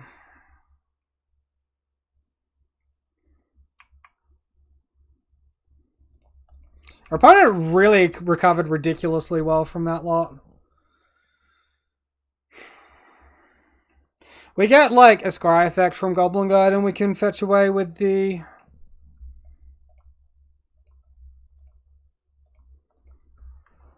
Force to negate. We can fetch away any bad cards that we don't want with Windswept Heath.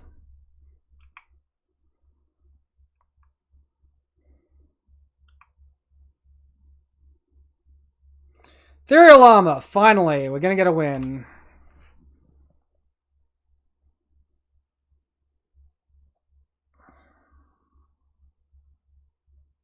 I mean, it could kill us.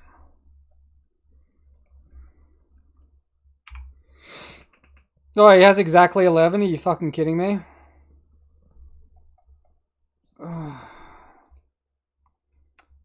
Can't beat that kind of skill. Feels bad, man.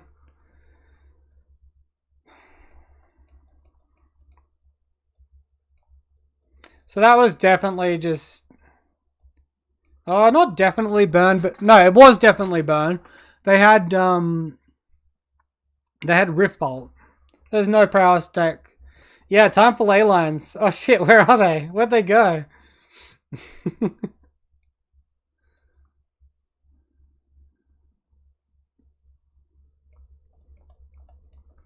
Stubborn Denial, Path is good. I think like Force is okay, but maybe 4 is excessive. Maybe 3 is fine. Go down on Stalker, go down on Aqueous Form. 2 Force. Might like drop a Rancor here as well and keep everything else.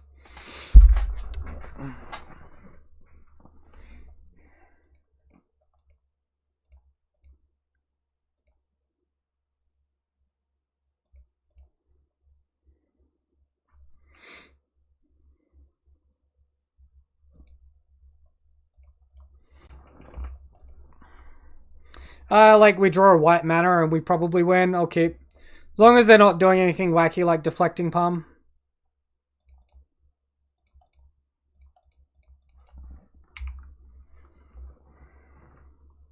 At least we have first strike in this hand here. Right? Right?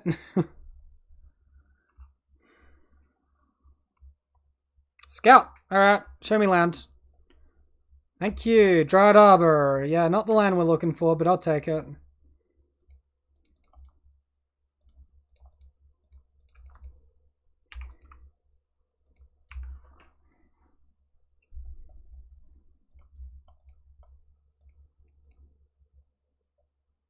Another coronet. Alright, do us a solid here, Gobby God.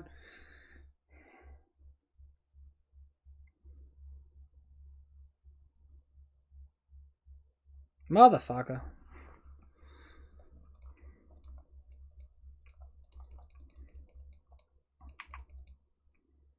I think with Path we have like a decent enough clock that we're winning the race, so. If we play Dryad Arbor, we could potentially be playing into Searing Blaze. I think it's mostly unlikely though. Okay, we just hit an actual land we want to play. Leyline of Combustion. Get spicy, run Leyline of Combustion. I mean, that would do it.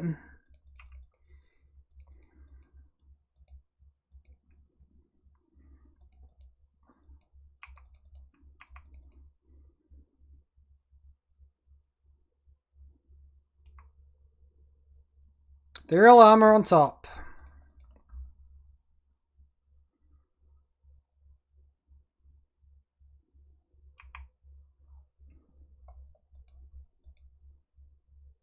Lightning Bolt us. Yep. Good lad. Going for that Eidolon of the Great Revel. That's what we like to see. That is what we like to see.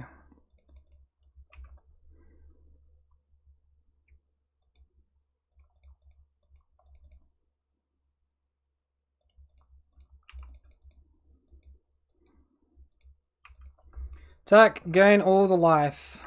I need to play land still. Opponent concedes. Cool. Cool. Well, after they cheated us in that game one, that's more like it. I'm not sure how good Force Negation is, actually.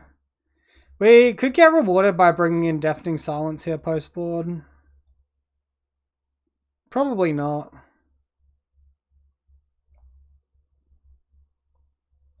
Alright, let's just keep it the same. Remember when someone said to me, like, play Leyline of Combustion against Heliod combo? And I'm like, but they just make a giant blister and attack. They could just target themselves with the blister. Cool, wicket. Snap it up.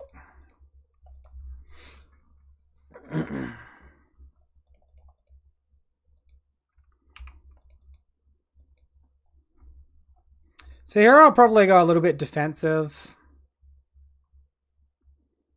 And like look to block with Ethereal Armor in the turn 2.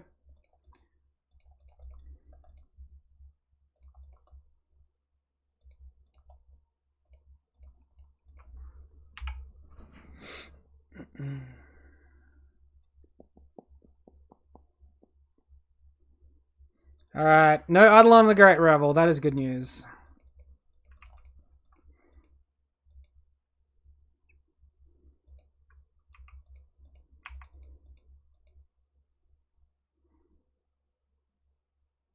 Riftbolt on suspend. More land. Look at us go.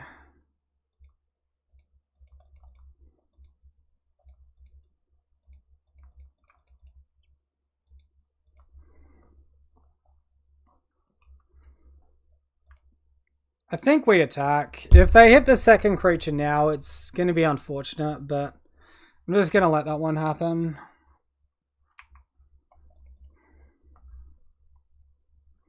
They'd have to literally top deck Haste Creature, which they've got 7 of left in the deck, unless they're playing the Wayfair Beast, Guide Beast, whatever it's called.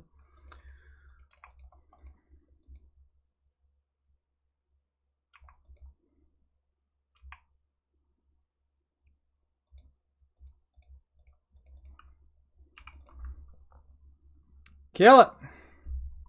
Kill it with not fire. And got the skull crack.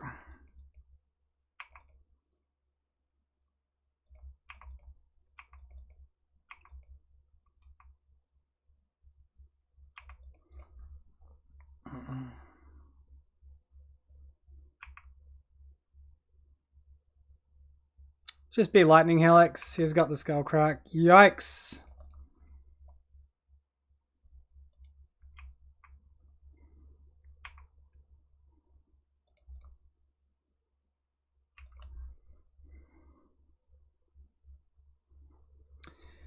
Alright. Burn spell or bust. Creature will not do it.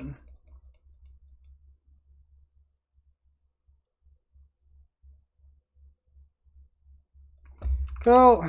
Unlucky.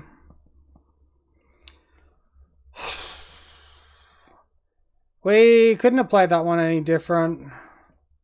They just had the skull crack and we didn't have the force of negation, so unlucky, guys. We lost the favorable matchup, right? It happens. Lost against the Eldrazi Tron as well.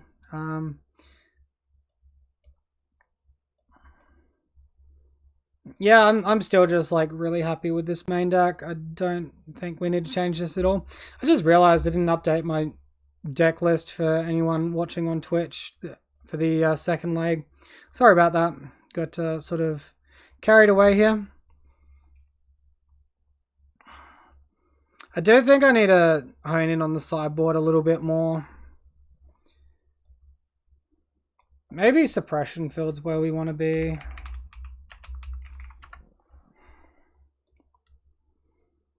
Like a 3-off suppression field in the sideboard. Deafening Silence is probably just too greedy. Rude. Yeah, I agree, John. I agree. Can you tell our opponent that they're rude too, please? Dayside feels like a little bit greedy at this point. I think if we sided out for Revoke Existence... You know what, like, I'd really like to be modern legal? Seal of Cleansing. Like, why isn't Seal of Cleansing modern legal? It's basically the white version of Seal of Primordium, for those of you that don't know. I did not spell it right. Yeah, so this is like a legacy card that can't be played in modern for some reason. Destroy target artifact or enchantment. Like, you know how much easier this would make our Ponza matchup if we had like a white seal? There's just like no reason for it to not be printed into modern either. Because, yeah, if we add that in, click on this, deck contains illegal cards. How is Seal of Cleansing illegal in modern? It's so nonsensical. But yeah, I think we're gonna bite the bullet. Get rid of the cards we got rid of. Still ignore Leyline of Sanctity because I don't think it's in a good place. And if we got 4 Force of Negations main deck, they can at least answer 1 Thoughtseize when we're on the draw, and we can at least resolve our creature. So yeah, that is going to be it from me today, guys. I do thank you all for joining. BDC, it looks like it could fit into a standard set if they want it in modern. Like, it just should be in modern. Like, I don't know why it hasn't seen a reprint. I'm pretty sure Seal of Primordium has seen a reprint. Let's have a quick look. I might actually raid someone as well, if enough of you guys hang around. Yeah, Seal of Primordium, reprint, Time Spiral Remastered. There you go. Alright, let's go ahead and raid you guys on. Thanks so much for watching, though. I do really appreciate it. And where's that raid channel button? And we'll find you a nice Magic the Gathering channel that is not playing Arena. I guess I can't see what version of Magic they're playing at the moment. That's kind of annoying. Cooper the Red, you raided me the other day. Let's raid you back, man. Alright, easy peasy, guys. Thank you all so much for stopping by, and I hope you enjoyed the stream, and hope to see you again next time. Cheers, guys.